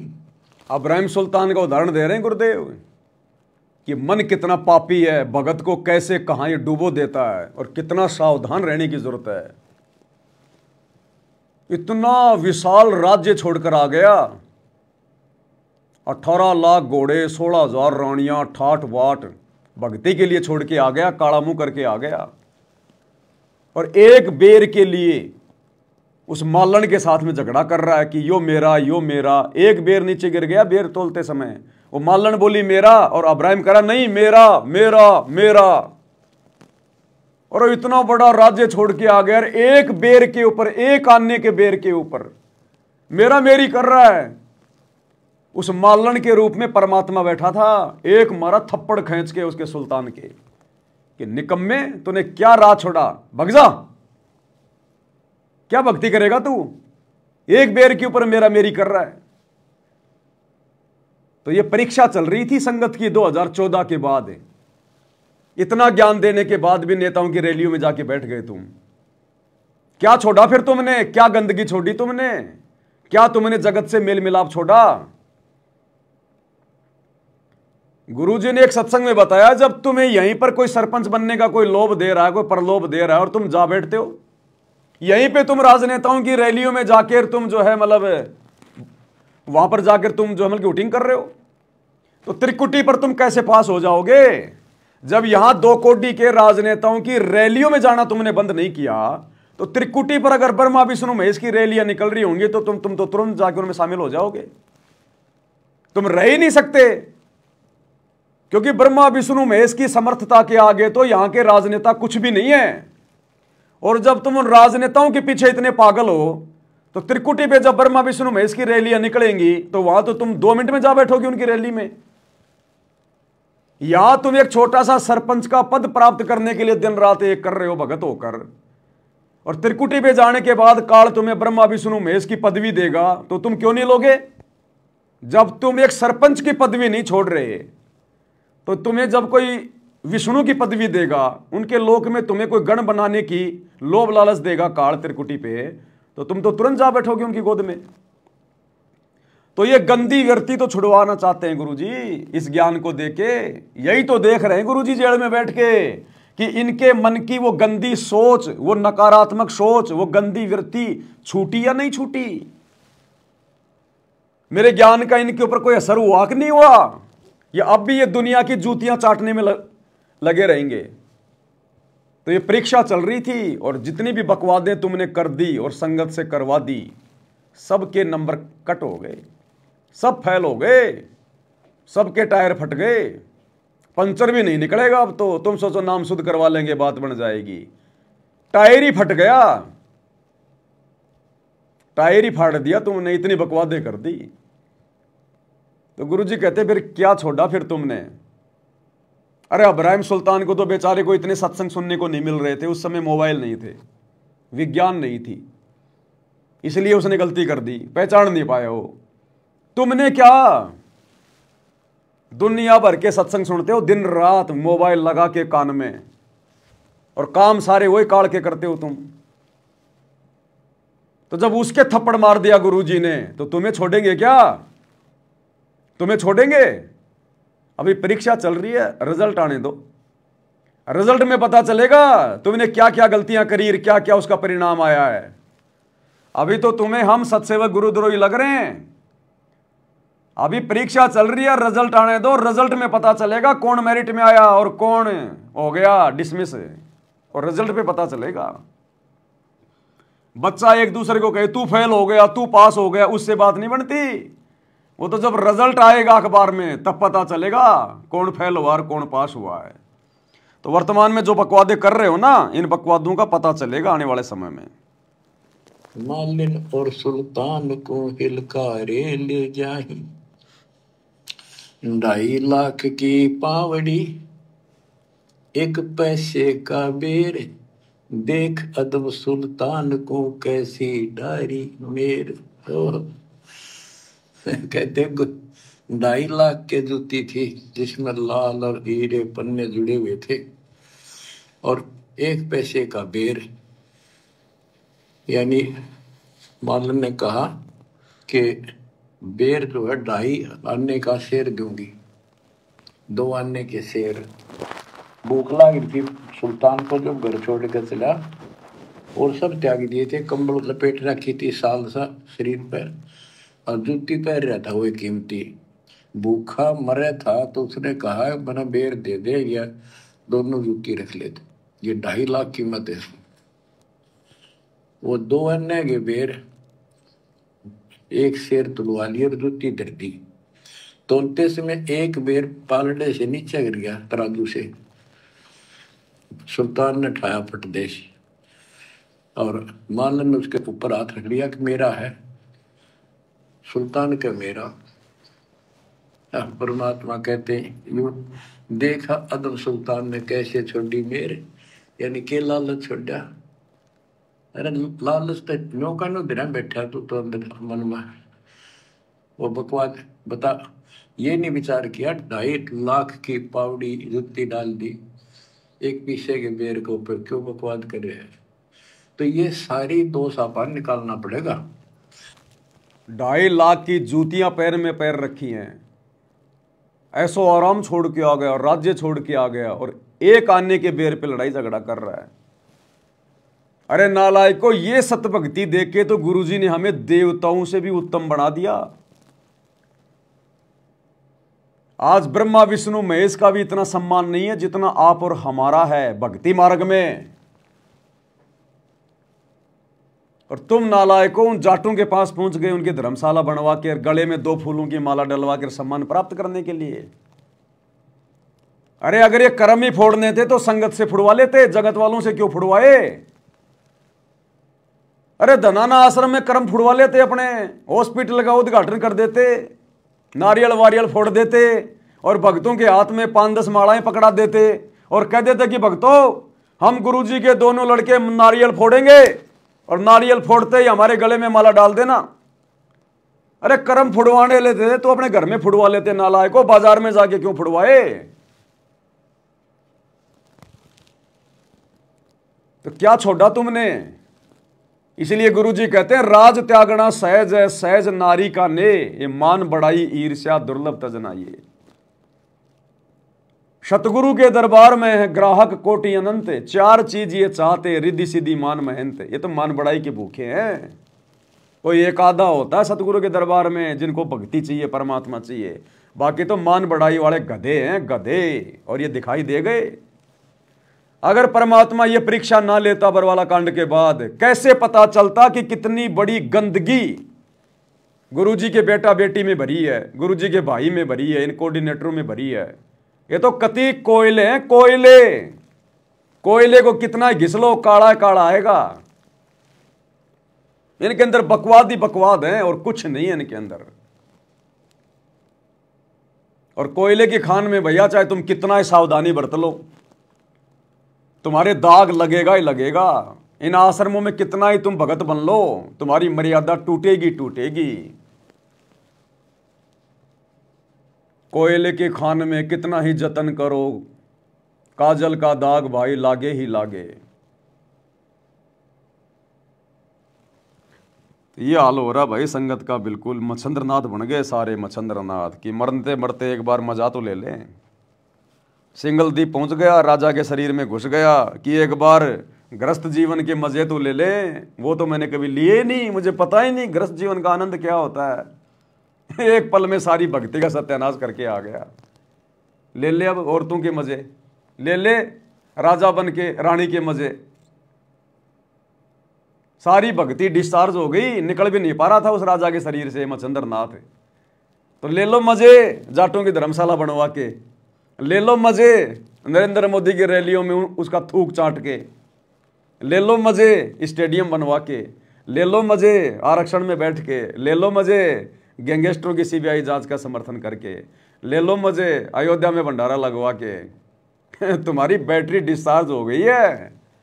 गधे बना के छोड़ेगा ये काल, गधे बना के। और कुमार भी कोई ऐसा देगा तुम्हें, हाँ, कि वो उधर से तो कुमार के मारेगे लठ उसकी कुमारी। अब कहते ना कि भाई कुमार का कुमारी पे तो जोर चलता नहीं, वो फिर वो गधे के मारता है। तो तुम्हें ऐसे कुमार के नीचे डालेगा गुरुजी, गधा बना के, जिस कुमार की कुमारी कुमार को रोज मारती हो। और वो कुमार फिर बाहर जाके गधे के मारेगा, फिर वो जोर वहां निकालेगा वो। तो तुम्हारे को तो गधा भी इसी क्वालिटी का बनाएगा ये परमात्मा। इतनी ऊंचा उठाना पड़ेगा अपनी बुद्धि को। संसारिक लोगों की तो वृत्ति ऐसी होती है, पर सब कुछ त्याग के तो परमात्मा कहते हैं उसका एक लगा थप्पड़ थप्पड़ असली रूप में आ गई। बोला भले आदमी के राज त्याग गया तने। फिर गुरुजी असली रूप में आ गए। पहले तो मालन बने हुए थे, बेर बेच रहे थे औरत बन के, फिर असली रूप में आ गए और एक थप्पड़ मारा उसके अब्राहिम के कि गधे तूने क्या छोड़ा। तो ये विचार करने की बात है, शिक्षा दे रहे हैं गुरुजी। किसी भी रूप में ये गुरु हमारी परीक्षा ले सकता है। किसी भी रूप में सामने से कोई जवान, कोई लड़की आ रही है, कोई बहन आ रही है, आकर्षक है। अब तुम्हें क्या पता कि वो तुम्हारा गुरु है, और तुम तो उसकी तरफ देखते रहोगे, अपनी भक्ति फोड़ लोगे अपने कर्म, और वो तुम्हारा गुरु है वो सामने से जो आ रहा हो। तुम्हें क्या पता, अब्राहिम को क्या पता ये मालन कौन है। ऐसे ही परीक्षा लेगा गुरु। तो जब भी कोई ऐसा विशेष कोई काल का दबाव महसूस हो, ऐसा कोई विशेष कोई आकर्षण किसी मां में, किसी बहन में, किसी राह चलती हुई किसी औरत में, दूसरे के धन में, या वैसे भी हम लोग अपनी जो अमल की बस में जा रहे हैं, खुले पैसे नहीं है, कंडक्टर थोड़ा सा जोर से बोलेगा, मैं कहां से लाऊं मैं इतने खुले पैसे, हर कोई मेरे को 500 का नोट दे रहा है, कहां से लाऊं मैं खुले। क्या पता तेरा गुरु है वो कंडक्टर, तेरी परीक्षा ले रहा है, तेरे को वो गुस्सा दिलाना चाह रहा है, तेरी परीक्षा लेना चाह रहा है, और तेरे को कहा क्या रे 500 दे रहे हो सारे के सारे, शर्म नहीं आती। अब तुम कहोगे ज्यादा ना बोले, 500 लेना तो ले ले। अब गए काम से, गए काम से। जगत तो कुछ भी बोल सकता है भैया, कुछ भी बोलेगा जगत तो। ये किसी भी रूप में आके गुरु हमारी परीक्षा ले लेगा, किसी भी रूप में, कैसे भी। जैसे अब्राहिम की परीक्षा ले ली मालन बन के, और फिर मारा एक थप्पड़। आज भाई अपने वास्तविक रूप में आके थप्पड़ नहीं मारेगा, आज तो रिजल्ट देगा। फिर लास्ट में रिजल्ट आज शो नहीं करेगा, परीक्षा भी ले लेगा और शो भी नहीं करेगा, फिर रिजल्ट मिलेगा। अब देख लो ना, गुरुजी का पूरा परिवार फेल, इनके कुक्रम बता रहे हैं ना भाई। जो गुरुजी के विधान से सत्संगों के विरुद्ध चलेगा वो फेल। पहाड़ जैसी बड़ी बड़ी गलतियां कर रही है, फेल। गुरुजी कुछ कह रहा है इनको? कुछ नहीं कह रहा। उल्टा इनको आशीर्वाद दे रहा है, शाबाश बच्चों, मेरी आत्मा गदगद कर दी मेरी आत्मा गदगद कर दी। क्यों? क्योंकि मैं छटनी कर रहा था, तुम छट गए, गंदगी अपने आप छट गई, मेरी आत्मा गदगद कर दी तुमने। मुझे ज्यादा जोर ही नहीं लगाना पड़ा, मेहनत नहीं करनी पड़ी, बिना फिल्टर के कचरा साफ हो गया। तुमने खुद ही कर दी सारी कुबद, मुझे कुछ करना ही नहीं पड़ा, मेरी आत्मा गदगद कर दी बच्चों तुमने। मेरे हीरे मोती लाल छांट दिए तुमने, जो साथ संगति में दौड़ के चले गए। तो गुरुजी इसलिए कह रहे हैं कि बच्चों, मेरे को मेहनत नहीं करनी पड़ी, तुम्हारे साथ माथा पच्ची नहीं करनी पड़ी, मैं चुपचाप हिसार जेल में आके बैठ गया और तुम अपने आप ही कुकर्म कर करके अपने आप ही ये गंदगी दूर हो गई। तुमने मेरी आत्मा गदगद कर दी कि मेरे को नहीं बोलना पड़ा। अब ये समझ रहे हम आश्रमों में जो मिट्टी ढो रहे हैं, ये ईंटें ढो रहे हैं, हॉस्पिटल बना रहे हैं, आश्रम बना रहे हैं, इसलिए गुरुजी कह रहे हैं मेरी आत्मा गदगद कर दी। संत कहां बोलता है, क्या बोलता है, वो संत ही जानता है। तो क्या कह रहे हैं गुरुदेव? असली रूप में आ गए। बोला भले आदमी के राज तक गया तने, एक थप्पड़ मारा, तो राज अंदर ही लिए कर रहा है। अपनी भूल का एहसास हुआ, महाराज बहुत नीच सही मन, देख कितनी बकवास भरी है, बहुत बड़ी गलती होगी, दया करो। तो बच्चों, इस प्रकार आपने भी थोड़ा सा ऊंचा उठना पड़ेगा। परमात्मा के लिए छोटी मोटी बातों पर अड़ंगा नहीं अड़ाना चाहिए। संसारी लोगों की रीति किसी हो, पर अपनी धर्म नीति को आगे रखे, उसके कारण गुरुदेव कह रहे हैं सांसारिक लोगों की नीति कैसी भी हो, लेकिन भगत ने अपनी धर्म नीति को आगे रख के चलना चाहिए। धर्म नीति, भगत की धर्म नीति क्या है? गुरु जी का ज्ञान, गुरु जी के सत्संग, मर्यादा, ये भगत की धर्म नीति है, ये हमारा धर्म है। तुमने अपने धर्म की कर दी ऐसी की तैसी, सारे उल्टे काम कर करके, गुरु जी को दुखी करके, बकवादे करके, क्या बचेगा तुम्हारे पास में? बड़ी बातों पर अड़ंगा नहीं अड़ाना चाहिए। संसारी लोगों की रीति किसी हो, पर अपनी धर्म नीति को आगे रखे, उसके कारण आप ऊपर उठ जाओगे। गरीब 9 लख नानक नाद में 10 लख गोरख तीरे, लाख दत्त संगी सदा चरणों चर्च कबीर। गरीब 9 लख नानक नाद में 10 लख गोरख पास, अनंत संत पद में मेले कोटि तेरे रविदास। गरीब रामानंद से लक्ष गुरु त्यारे सिसके भाई, चेलों की गिनती नहीं पद में रहे समाये। गरीब खोजी खालिक को मेले ज्ञानी के उपदेश, सतगुरु पीर कबीर हैं सबका हो उपदेश। गरीब दुर्वासा और गरुड़ से कीना ज्ञान समोद, अरब रामायण मुख कही वाल्मीकि को शोध। परमात्मा जो भी भक्ति पर लगे हुए हैं उन्हें अपने बच्चों को सबको मिलता है। दुर्वासा से मिले, गरुड़ से मिले, काकभूषण से मिले, शिव जी से मिले, विष्णु जी से मिले, ब्रह्मा जी से मिले, सबको मिलते हैं। देवी जी से मिले, ये नहीं छोड़ते किसी को।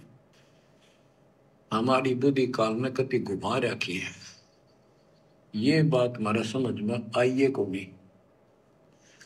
अब क्या बताते हैं कि वाल्मीकि के रूप में पांडवों की अश्वमेघ यज्ञ में परमात्मा ने कैसा कमाल किया। गरीब फिर पांडवों की यज्ञ में शंख पचायन टेर, 12 कोटि पंडित जहां पड़ी सबन की मेर। गरीब फिर पांडवों की यज्ञ में शंख पचायन टेर, 12 कोटि पंडित जहां पड़ी सबन की मेर। यानी सब की मरोड़ निकल गई जब पांडवों के अश्वमेघ यज्ञ में परमात्मा ने सुपत रूप में, वाल्मीकि रूप में जाकर शंख बजाया। उसमें 12 करोड़ पंडित बैठे थे। गरीब 33 कोटि यज्ञ में आए 88 सारे, 12 कोटि वेद के वक्ता सुपच का शंख बजा रे। होय होय। कहते पांडवों की यज्ञ में 33 करोड़ देवता, 88,000 ऋषि और 12 करोड़ वेद के कंठ से याद करने वाले, डेली पढ़ने वाले पंडित, वह उनसे वो काम सिद्ध नहीं हुआ।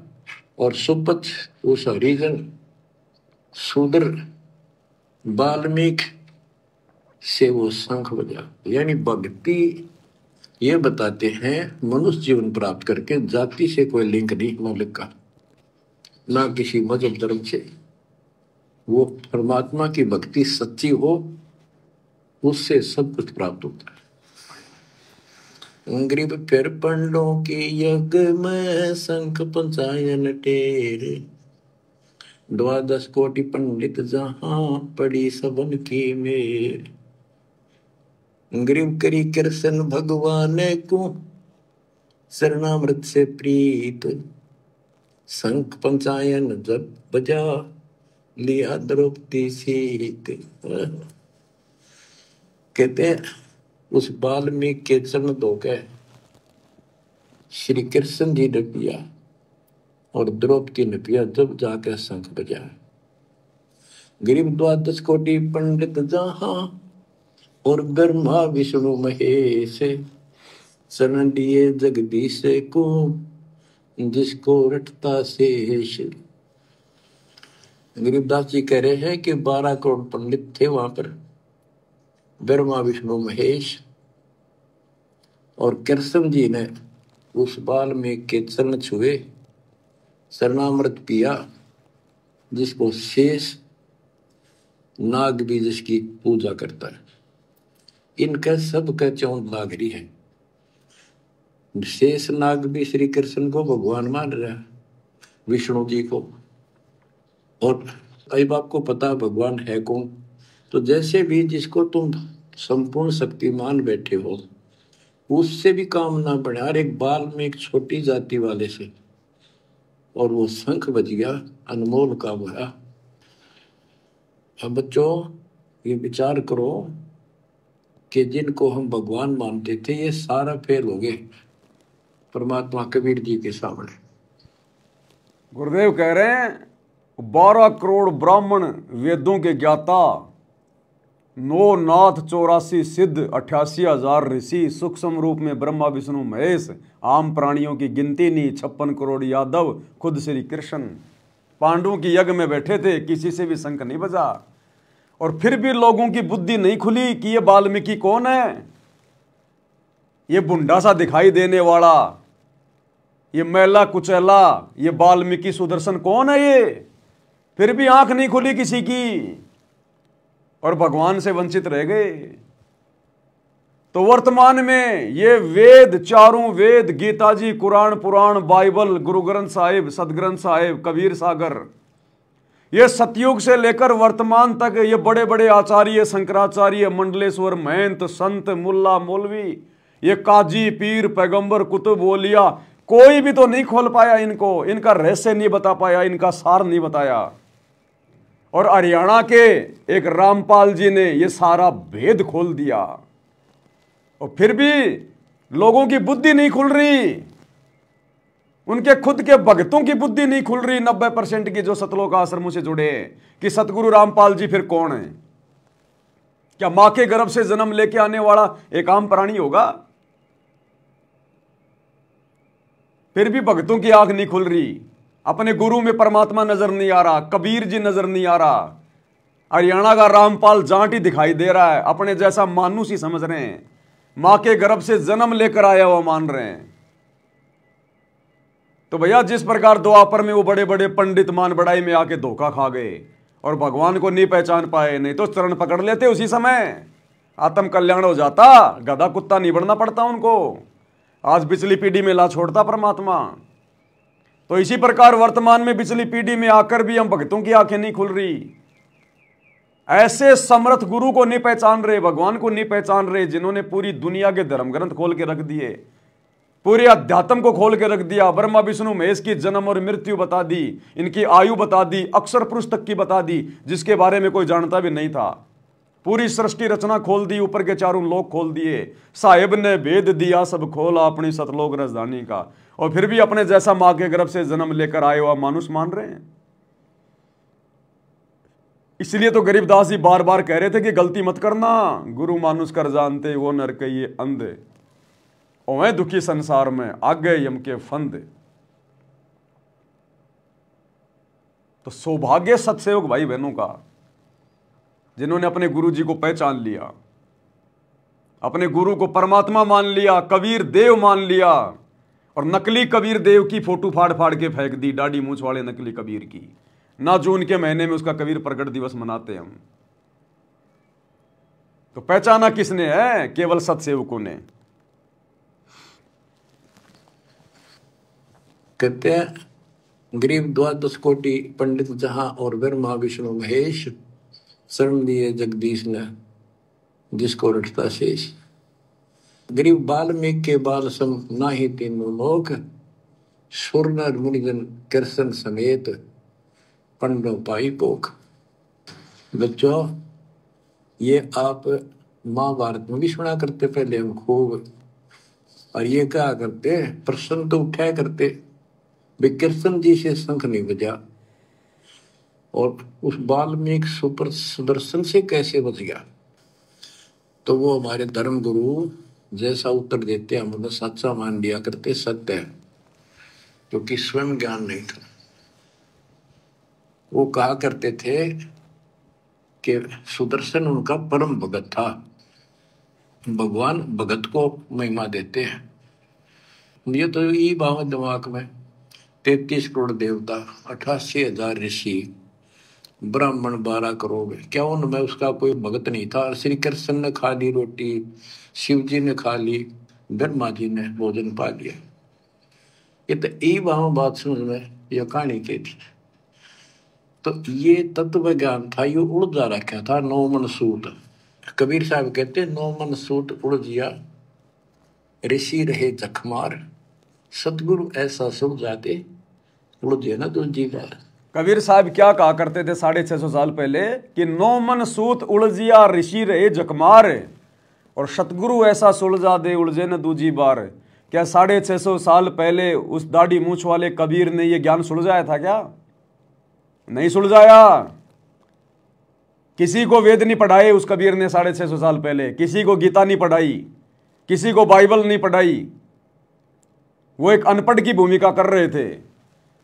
उन्होंने ये सूत नहीं उलझाया, ये आध्यात्मिक ज्ञान नहीं सुलझाया 650 साल पहले।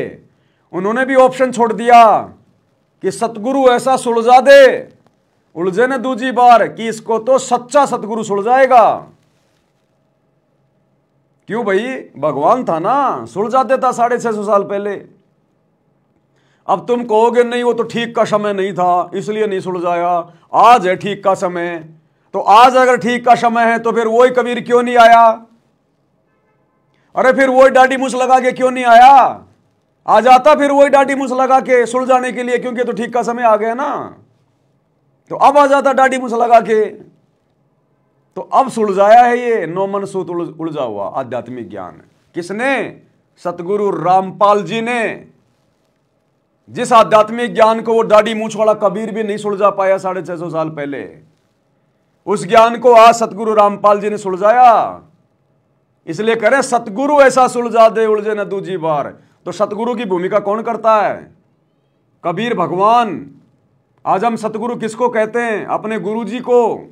और सतगुरु की क्या परिभाषा है? ना सतगुरु जननी जने और जाके माना बाप, पिंड ब्रह्मंड से रहित है नावा तीनों ताप। ये ज्ञान को आधार बनाना पड़ेगा। परमात्मा ने सामने थाली रख दी, अब तुम्हारे मुंह में नहीं ठोकेगा। तत्व ज्ञान दे दिया परमात्मा ने, निष्कर्ष तुमने निकालना पड़ेगा गुरुजी के सत्संगों का। गुरुजी नहीं देगा तुम्हें बना बना के जलेबी। अब तुम्हारे हाथ थोड़ी कटे हुए हैं कि तुम्हारे मुंह में भी भगवान ठोकेगा इस ज्ञान को। अब जानवर थोड़ी है। अरे जानवर को भी उसका मालिक मुंह में दे दे के नहीं खिलाता, उसके सामने पटक देता है। जिसको भूख है खा लेगा, नहीं तो मरो। तो सतगुरु के सत्संगों को खुद ही समझना पड़ेगा, चिंतन मनन करना पड़ेगा। साध संगति से जुड़ना पड़ेगा, भीख मांगनी पड़ेगी, तब ये सद्बुद्धि देता। सतगुरु ऐसे नहीं देगा। तो ये उलझा हुआ ज्ञान आस उलझाए। सतगुरु की वाणी है अनमोल, इसे ना समझ सके अनबोल। साहिब का भेद दिया सब खोल, साहिब ने भेद दिया सब खोल, अपनी सतलोक राजधानी का। आज खोला वो सारा भेद। 650 साल पहले दाढ़ी मूछ वाले कबीर ने नहीं खोला भेद। उस समय तो मना कर दिया था कि धर्मदास मेरी लाख दुआई, ये मूल ज्ञान कहीं बाहर न जाई, कि इस मूल ज्ञान किसी को मत बताना।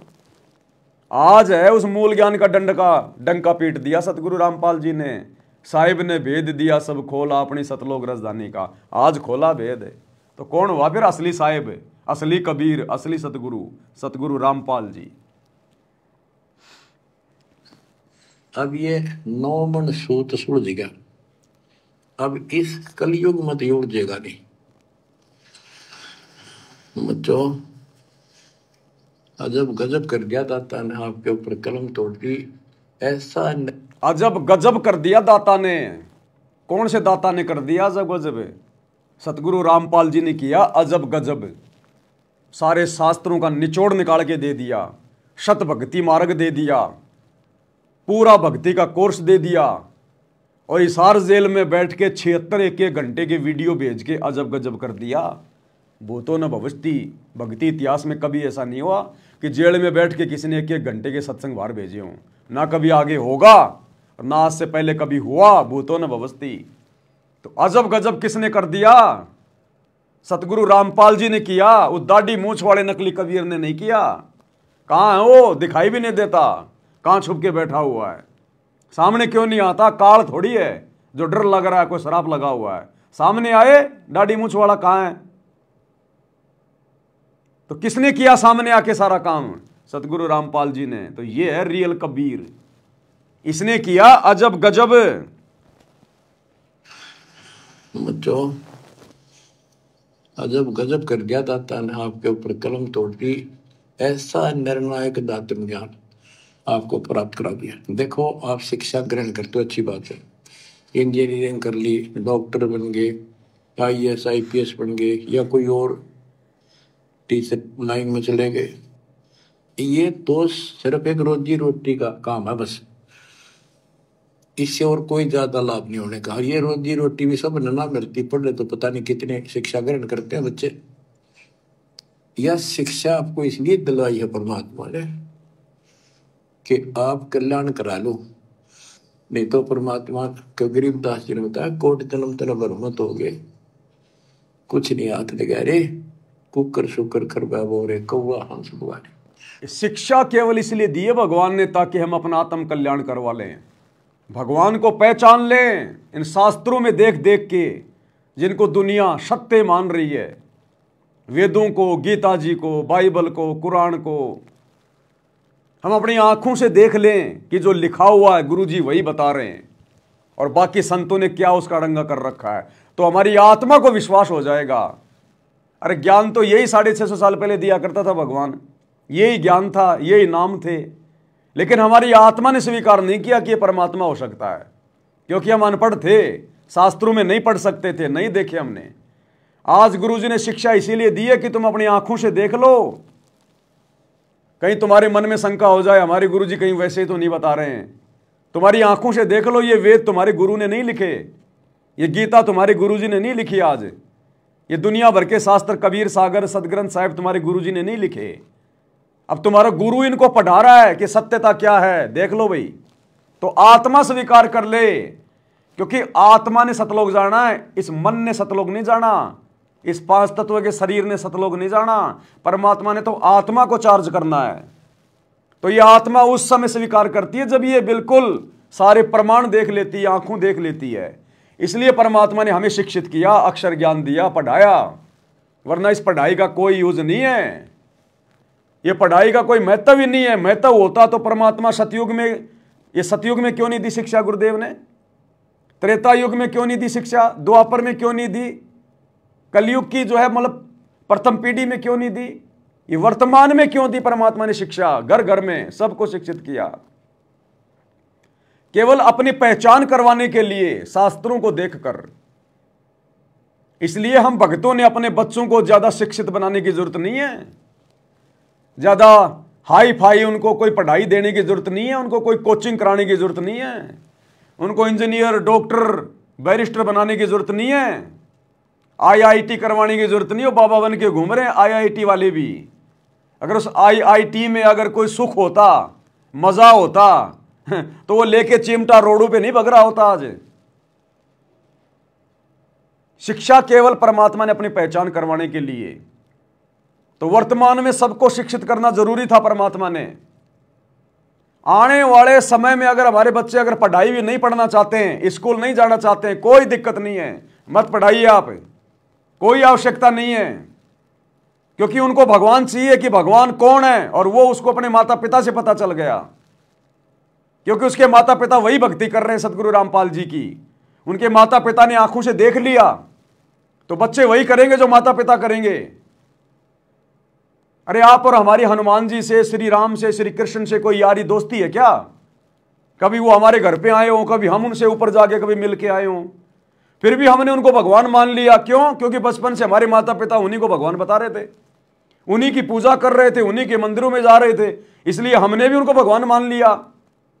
तो ठीक इसी प्रकार अगर आप अपने बच्चों को पढ़ाना चाहते हो तो केवल नॉर्मल शिक्षा, अगर आप भगत हैं तो, जगत की बात नहीं कर रहा मैं, सतगुरु रामपाल जी के भगत अगर अपने बच्चों को पढ़ाना भी चाहते हैं, 8वीं 10वीं से ज्यादा मत पढ़ाइए, अन्यथा आपका बच्चा वो बिगड़ेगा, आपके हाथ से निकलेगा।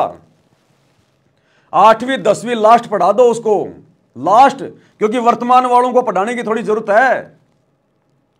लेकिन हमारे बच्चों के आगे जो बच्चे होंगे वो अगर ना पढ़ना चाहें कोई दिक्कत नहीं है, क्योंकि उस समय पूरी पृथ्वी पर सतगुरु का ज्ञान फैल जाएगा और घर घर में सतगुरु की भक्ति होगी। इसलिए हमने शास्त्रों में देखने की जरूरत नहीं है, फिर घर घर में गुरु जी के सत्संग होंगे, हमारे बाप दादा वही भक्ति करते हुए मिलेंगे, फिर उन बच्चों को दिक्कत नहीं है, फिर उन बच्चों को दिक्कत नहीं है।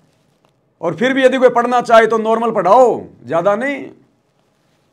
हमने ये टीवी टावी नहीं बनाने, हमने मोबाइल नहीं बनाने, हमने वैज्ञानिक नहीं बनना, बनवा दिए परमात्मा ने जो बनवाने थे, वो सबके फॉर्मूले सेट हो गए। अब केवल बस वो माल जो है वो मशीन में डालना है, अपने आप वो मोबाइल बन के आता है बाहर। अब दिमाग लगाने की जरूरत नहीं हमने, परमात्मा ने जिससे दिमाग लगवाना तो उसका दिमाग लगवा के मोबाइल बनवा दिए, AC बनवा दी, कूलर बनवा दिए, गाड़ियां बनवा दी, हर चीज का फॉर्मूला तैयार करवा दिया। अब तो केवल लेबर का काम है, उस फॉर्मूले के अनुसार मशीन में सामान डालो, सारी चीजें निकल के बाहर आएंगी। अब फॉर्मूले की सब फॉर्मूले तैयार हैं। अब हमने वैज्ञानिक नहीं बनाना अपने बच्चों को, साइंटिस्ट नहीं बनाना, जिन चीजों की आवश्यकता थी परमात्मा ने दुनिया को ज्ञान दे के सब बनवा दिया। हमने तो केवल उनका उपयोग करना है, बस, इससे ज्यादा कुछ नहीं। और अपने भगवान की भक्ति करनी है, तो क्या मतलब इस पढ़ाई का? आगे पढ़ाई का महत्व ही नहीं रहेगा आने वाले समय में। जब सतगुरु का राज आएगा 2028 के बाद, जब से सतयुग शुरू होगा, इस पढ़ाई का कोई महत्व ही नहीं रहेगा। आपकी डिग्री देख के नौकरी नहीं मिलेगी, आपकी भक्ति देख के, आपकी मर्यादा देख के, आपका आचरण देख के, आपका स्वभाव देख के, इस प्रकार से आपको आने वाले समय में लोग अपने काम पे रखेंगे। आपकी डिग्री देख के नहीं रखेंगे। ये डिग्री वालों ने सत्यानाश कर दिया दुनिया का। आपके व्यवहार को देख के आगे आपको नौकरी मिलेगी, मजदूरी मिलेगी, डिग्री देख के नहीं मिलेगी। तो वर्तमान में तो पढ़ना थोड़ा जरूरी था, क्योंकि ये भक्ति की शुरुआत है। तो वर्तमान में अपने बच्चों को 10वीं 12वीं से ज्यादा मत पढ़ाइए, अपने बच्चों को भक्ति की तरफ ज्यादा ध्यान दीजिए। अगर वो एक बार डॉक्टर बनने की तरफ उसका ध्यान गया ना, तो भक्ति गई फिर बाढ़ में। एक बार यदि साइंटिस्ट बनने की, इंजीनियर बनने की, कोई और ऐसा बनने की अगर उसके मन में आ गई ना, फिर वो बेटा तुम्हारे हाथ में नहीं आएगा, फिर वो बेटी तुम्हारे हाथ में नहीं आएगी, फिर उसका ध्यान वहीं चला जाएगा, मैंने तो इंजीनियर बनना है। अब इंजीनियर बन के कौन सा वो भाई मंगल ग्रह पे जाएगी, और जा भी आएगी तो पत्थर के टुकड़ों के अलावा क्या लाएगी। तो 8वीं 10वीं से ज्यादा बच्चों को मत पढ़ाइए अगर उनका भविष्य चाहते हैं तो। हाँ, यदि अपना बाप बनाना चाहते हैं कि आगे चल के खुद भी भक्ति ना करे और हमारे को भी भक्ति से दूर करे, बकवाद करे, तो भाई उसको बनाओ तुम बैरिस्टर, बनाओ उसको, तुम जज बनाओ, वकील बनाओ, फिर उसको लगाओ दिमाग फालतू की बातों में। तो 8वीं 10वीं से ज्यादा नहीं। और आने वाले समय में 20 30 40 50 साल के बाद तो बच्चों को पढ़ाने की भी जरूरत नहीं है। पढ़ाने की भी सिर्फ भक्ति की जरूरत है, वो तो बचपन से भक्ति पे लगेंगे। तो इस प्रकार से ये नित्य नियम तो अपने आप याद हो जाते हैं, अपने आप ही। और रोजाना पुस्तक लेके नित्य नियम करेगा ना, चाहे स्कूल भी मत भेजो उसको, वो सारे शब्द याद हो जाएंगे। आज भक्तों के घरों में जो छोटे छोटे बच्चे भक्ति बोध हाथ में लेके तीनों समय की आरती करते हैं ना, 8वीं 10वीं के बच्चे भी उतनी सिद्ध 8वीं 10वीं के बच्चे भी उतनी शुद्ध हिंदी नहीं बोल सकते, इतनी फास्ट हिंदी नहीं पढ़ सकते जितना भक्तों के घरों में छोटे छोटे बच्चे भक्ति बोध लेके पढ़ रहे हैं। क्योंकि उनका रोजाना का नियम है, रिहर्सल है। अरे स्कूल में क्या कराया जाता है? वो हिंदी पढ़ाएंगे, क ख ग क ख ग, हम भी तो वही पढ़ रहे हैं। गरी परपट्टन वह परलोक है, अदली सतगुरु सार, भक्ति हेत से उतरे पाया हम दीदार। तो बच्चे को आएगा ना समझ में कौन सा शब्द मैं क्या बोल रहा हूं। तो नॉर्मल पढ़ाओ, 8वीं 10वीं पढ़ाओ, इससे ज्यादा नहीं, ताकि बस उसको थोड़ा बहुत व्यावहारिक ज्ञान हो जाए, थोड़ा बहुत उसको जो है पढ़ना लिखना आ जाए, इससे ज्यादा नहीं। अब आजकल के माता पिता ने बच्चों को बेटा पढ़ पढ़ पढ़, अपने बच्चों से अपने सारी उम्मीदें लगा लेते हैं कि बस मेरा भविष्य तो मेरे बेटे के ऊपर है। कोचिंग में भेज दिया, कहीं कोटा भेज दिया, कहीं लंगोटा भेज दिया। और आए दिन वो राजस्थान के कोटा में जहां पर बच्चे कोचिंग के लिए जाते हैं, आए दिन फांसी लगा लगा के मर रहे हैं वो बच्चे, आए दिन फांसी लगा लगा के, बिना भक्ति के। उनको बचपन से एक ही चीज बताई, पढ़ पढ़ पढ़। माँ बाप ने भी अपनी जमीन बेच दी, पैसा उधार ले लिया, ले पढ़ पढ़, तेरे पीछे हमारा भविष्य है। अब वो बच्चे के सिर पे 2.5 किलो बोझ रखा है कि मैं फेल हो गया, नौकरी नहीं लगा, मेरे माँ बाप का क्या होगा, जमीन बेच दी, ये कर दिया, इतना पैसा लगा दिया। वो फांसी खा खा के मर रहे कोचिंग में, कोटा में पढ़ने वाले बच्चे। क्योंकि भक्ति के ना उनके माँ बाप नजदीक, ना वो बच्चे नजदीक, ना उनको ज्ञान, उसे नौकरी को ही सब कुछ मान लिया। अरे तुमने पढ़ा लिया लिखा लिया, तेरा बेटा नौकरी भी लग गया और 2 महीने बाद में एक्सीडेंट में मर गया। अब क्या नौकरी बचा लेगी क्या? वो नौकरी उसके एक्सीडेंट को बचा लेगी क्या? बीमारी से मरना हो वो नौकरी बचा लेगी उसको? भगवान बचाएगा, भक्ति बचाएगी। तो ये शिक्षा तो एक बकवाद है, बकवाद। शिक्षा ने केवल इंसान को रिश्वतखोर बना दिया, भ्रष्टाचारी बना दिया, चतुर बना दिया, धोखेबाज बना दिया, मिलावटखोर बना दिया शिक्षा ने इंसान को। हमारे बाप दादा शिक्षित थे क्या? BA कर रखी थी क्या? अनपढ़। और आज जो बहुत ज्यादा जो पढ़े लिखे हैं, लाखों रुपया महीने का कमा रहे हैं, वो भी इतनी शांति से जीवन नहीं जी रहे जितना हमारे अनपढ़ बाप दादा जीवन जी के चले गए। जितनी खुशहाली, जितनी शांति उनके जीवन में थी, आज यहां के प्रधानमंत्री के जीवन में भी नहीं है।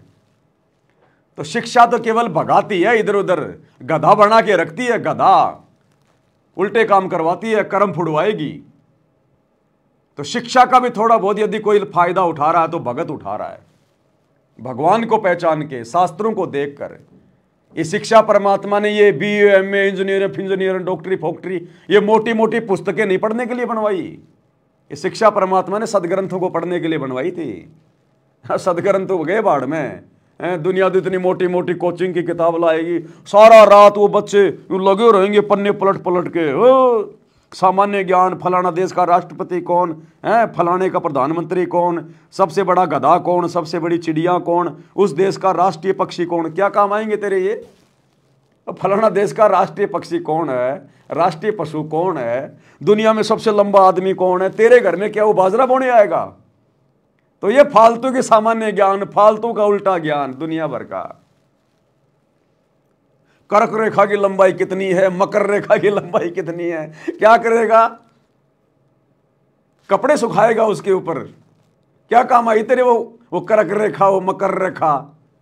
दुनिया भर का ज्ञान उल्टा, केवल 2 टाइम की रोजी रोटी के लिए। और दुनिया में पूछ लो किसी से कि भाई नेकी कौन थी, नेकी कौन थी, सेव कौन था, किसी को नहीं पता। और ये पता लगे बिना मोक्ष नहीं होगा। और ये पता करने के लिए आपने सतगुरु रामपाल जी से जुड़ना पड़ेगा, भक्ति लेनी पड़ेगी। इस भक्ति से मोक्ष होगा। इस मनुष्य जीवन को प्राप्त करने का टारगेट केवल डॉक्टर बनना नहीं है, पैसे कमाना नहीं है, इंजीनियर बनना नहीं है, मंत्री प्रधानमंत्री बनना नहीं है, बड़ी बड़ी कोठी बनाना नहीं है। मरने के बाद में उस कोठी के नीचे तेरे को कोई छाया में नहीं बैठने देगा जब तू कुत्ता बन के आएगा वापस। वो पढ़ाई कोई काम नहीं आएगी फिर, जो तुमने अपने जीवन के 20 साल तुमने बर्बाद कर दिए इंजीनियर बनने में। मरने के बाद में वो पढ़ाई फिर भूल जाएगा सारी, फिर नए तरीके से पढ़ना पड़ेगा जब कभी तेरा मनुष्य जन्म होगा। कह ख गए क्यों, कहाँ गई हो तेरी पढ़ाई? और अब पिछले जन्म में तू तो जज था, तूने तो बहुत जो तूने वो जो है पढ़ाई करी थी। अब मरने के बाद अगले जन्म में कुत्ता बनेगा, फिर गधा बनेगा। कहाँ गई हो पढ़ाई? एक अक्षर भी याद नहीं तेरे को आज। तो ये धोखा है, धोखा। ये शिक्षा भी एक धोखा है। अगर शिक्षा का अगर सदुपयोग करना है तो सतगुरु के प्रवचन सुनो, सतगुरु की शरण में आओ, आध्यात्मिक ज्ञान लो, अपनी आत्मा का कल्याण करो, गुरु की पहचान करो, तब शिक्षा का फायदा है। नहीं तो शिक्षा नहीं है, ये शिक्षा तेरे को गधा बना के छोड़ेगी, तेरे कर्म फुड़वा के अगले जन्म में। तो भगत होकर यदि कोई अपने बच्चों को नौकरी के लिए पढ़ा रहा है, यदि नौकरी के लिए उसके ऊपर पैसे बर्बाद कर रहा है, वो भगत नहीं है। वो मतलब वैसे तो भक्ति कर रहा है लेकिन उसको ज्ञान नहीं है अभी, वो अभी उसको ज्ञान नहीं है, फिर खाली नाम का भगत है। ये तो फुल स्टॉप कर दो भैया, मैं नहीं पढ़ाऊंगा, तेरे को पढ़ना तो कमार पढ़। ओ पापा जी मेरा फ्यूचर बर्बाद हो जाएगा। काहे का तेरा फ्यूचर बर्बाद हो जाएगा?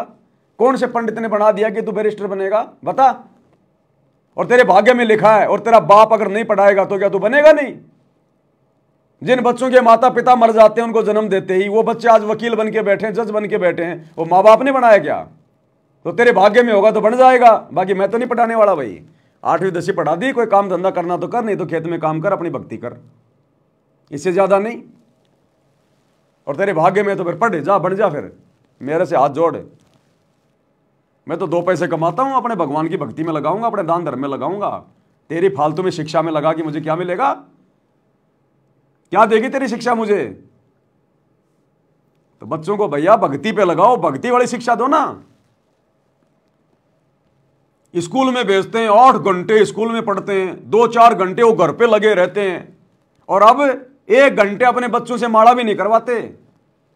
1 घंटा बैठा के अपने बच्चों को माला भी नहीं करवा रहे, और स्कूल में 8-8 घंटे पढ़ा रहे हैं। तो भैया भक्ति को महत्व देना पड़ेगा, भक्ति से बात बनेगी। ये शिक्षा विक्षा कुछ नहीं है। और काहे की शिक्षा? करोड़ों बच्चे डिग्रियां ले लेके निकल रहे हैं आज, करोड़ों बच्चे। नौकरी मिलती कितने को है? 2% को, मुश्किल से 2% को हाथा जोड़ के। कहीं पे कोई पैसा देना पड़ रहा है, कहीं पे कोई जैक लगाना पड़ रहा है। 100 में से 2 बच्चों को नौकरी मिल रही है। बाकी डिग्रियां ले लेके उनकी पुंगी बजा के बजा रहे हैं। वो पी रोड पे खड़े होके पाने पतासे बेच रहे हैं, वो बीए करने वाले, एमबीए करने वाले पकोड़े उतार रहे हैं, पकोड़े। अब वो डिग्री को कर लो, गोल मोड़ करके जेब में डाल लो उसको, वो डिग्री दे देगी तुम्हें रोटी। भैया भक्ति से मिलेगा ये रोटी भी मिलेगी ना 2 टाइम की सुख से, भक्ति से मिलेगी, भक्ति से। शिक्षा का महत्व समझो। शिक्षा क्यों दी भगवान ने? आज से पहले क्यों नहीं थी, अब क्यों दी? ये विज्ञान आज से पहले क्यों नहीं थी, अब क्यों दी? ये वैज्ञानिक उपकरण, ये TV, radio, mobile, internet, computer पहले क्यों नहीं थे, अब क्यों दी? क्योंकि अब भक्ति युग है, भक्ति में सहयोग के लिए दी। और यदि इनका बकवाद करेंगे, 2 टाइम की रोजी रोटी तक ही सीमित रहेंगे, नौकरी के लिए ही अगर हम पढ़ेंगे पढ़ाएंगे, कुछ नहीं मिलेगा, कुछ नहीं मिलेगा।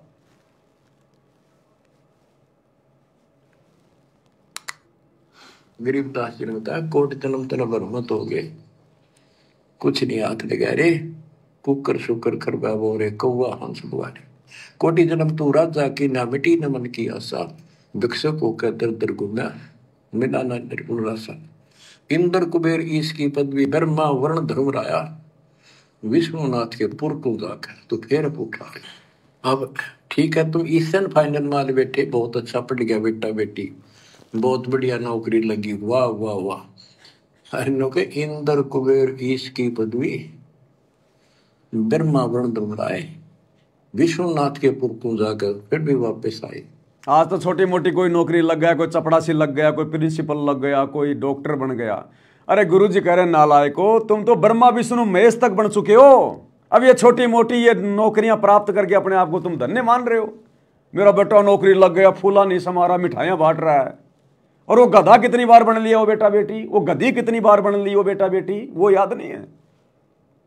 और कोटि जन्म तू राजा की ना मिटी न मन की आशा, करोड़ों बार राजा बन लिए।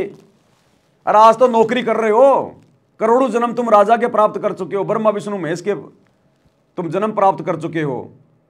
अब बिना ज्ञान के कुछ याद नहीं है, कुछ पता नहीं है। आज कोई चपड़ासी लग जाए तो पता नहीं सीना फुला लेता है, मैं तो चपड़ासी लग गया है, मांझने तो कफ ही है बेटा, है बन जाए तू कुछ भी। नौकरी नौकरी है, नौकरी यानी गुलामी। नौकरी नौकरी है, दूसरे के अधीन रहना, वो गुलामी है। गरीब 3 लोग का राज, जय जीव को कोई दे, लाख बधाई क्या करे जब नहीं नाम देते। एक छोटी सी पोस्ट या पद या मंत्री, मुख्यमंत्री, प्रधानमंत्री बन गया, छड़ दे गल्ला कुछ ना दे रहा इन बातों में। एक गुरुजी कह रहे हैं अगर प्रधानमंत्री भी बन गया तू, देश का राष्ट्रपति भी बन गया, तो भी छोड़ दे गल्ला, कुछ नहीं है। अगले जन्म में गधापति बना मिलेगा बिना भक्ति के।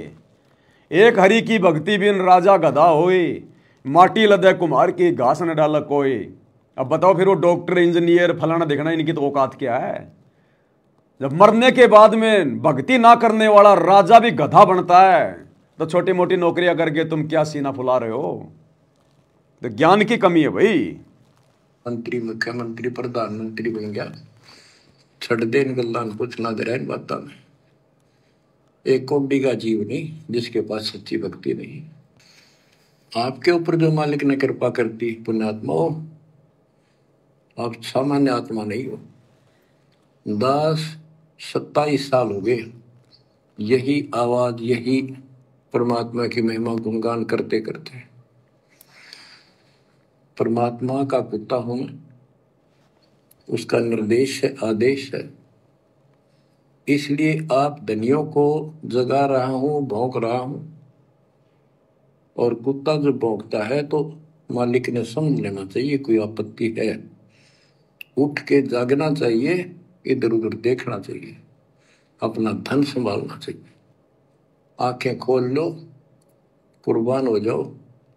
ये बार बार दास जो कह रहा है, कोई मूर्ख नहीं, मैंने कोई स्वार्थ नहीं आपसे, लेकिन आपका भविष्य, आपकी दुर्गति खड़ी दिखाई देती है दास को। आप दुर्गति खड़ी दिखाई दे रही है आश्रम वालों की। सत्संग किसके लिए कर रहे हैं? अपने भक्तों के लिए।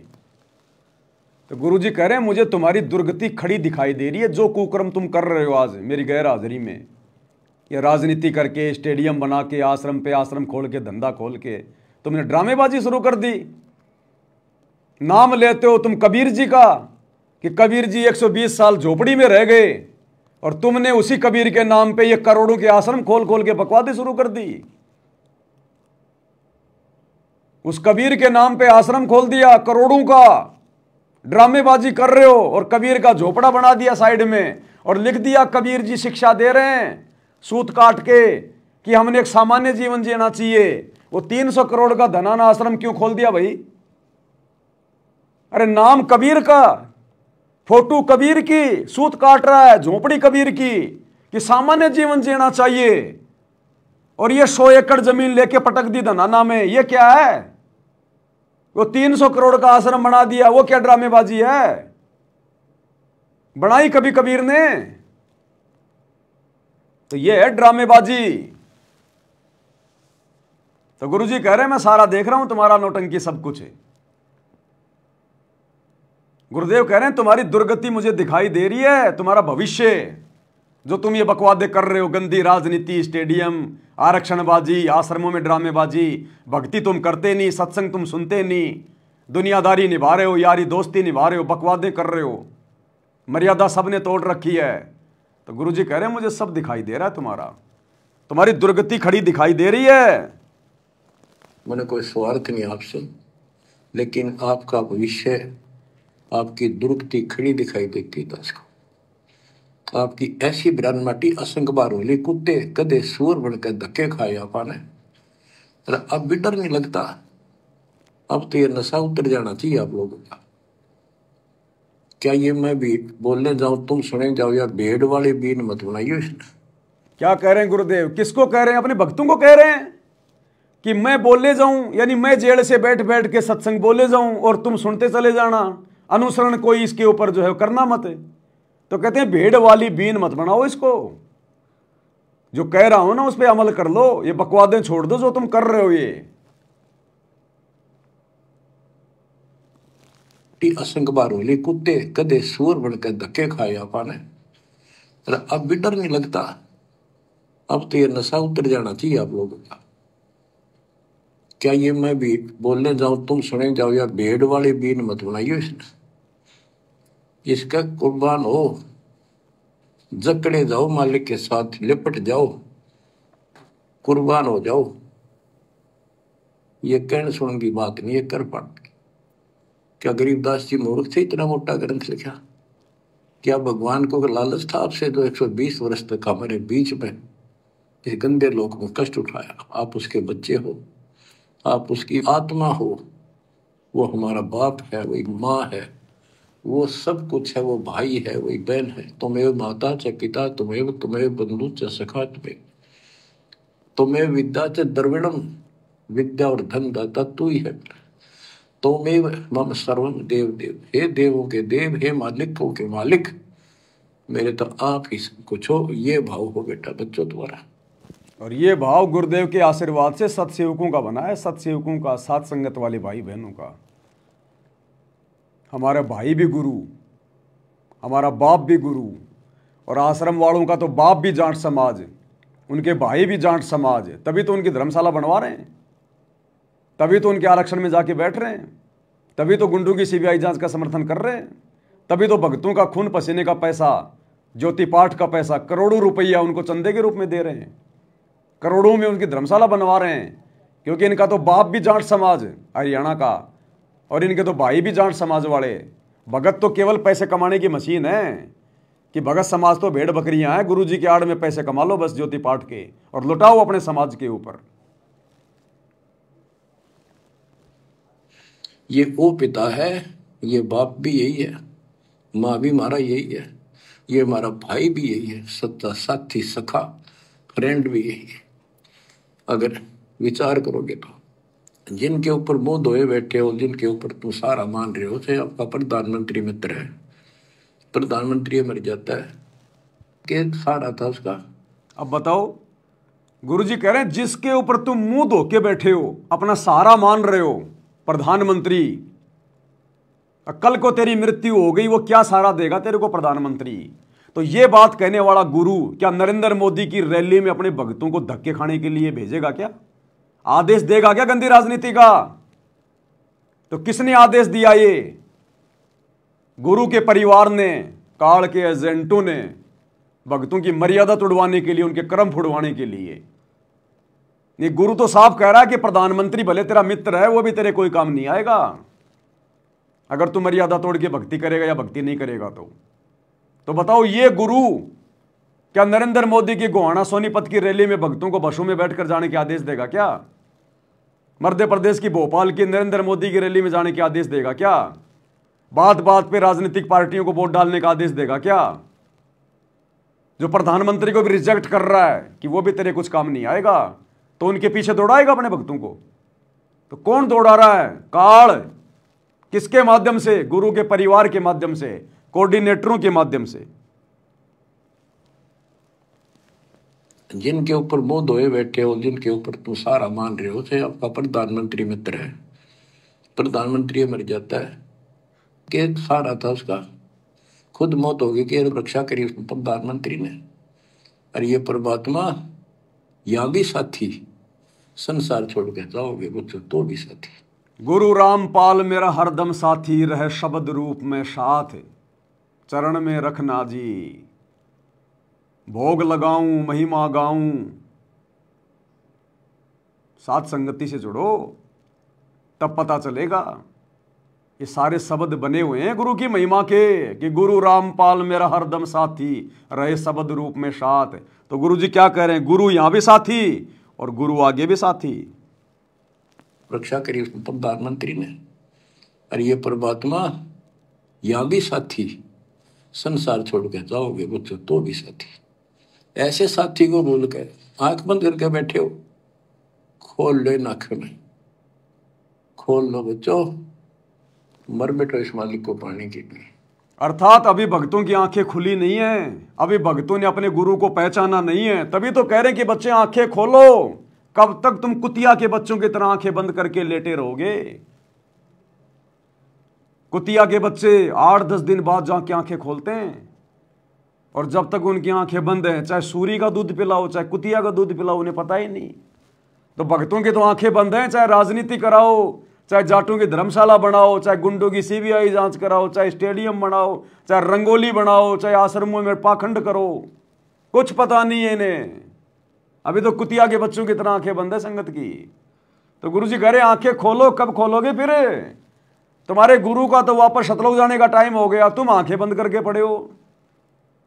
थोड़ा बहुत अपनी माँ का भी दूध पी लो, या फिर कुतिया का दूध पीते रहोगे, राजनेताओं की रैलियों में धक्के खाते रहोगे। खोल लो नाक में, खोल लो बच्चों, मर बैठो इस मालिक को पाने के लिए। परमात्मा आपको सद्बुद्धि दे, आपके गंदे लोक की याद सदा बनी रहे, आपका भविष्य नरक बढ़ने से बचे, आपको मोक्ष दे दाता सत साहिब।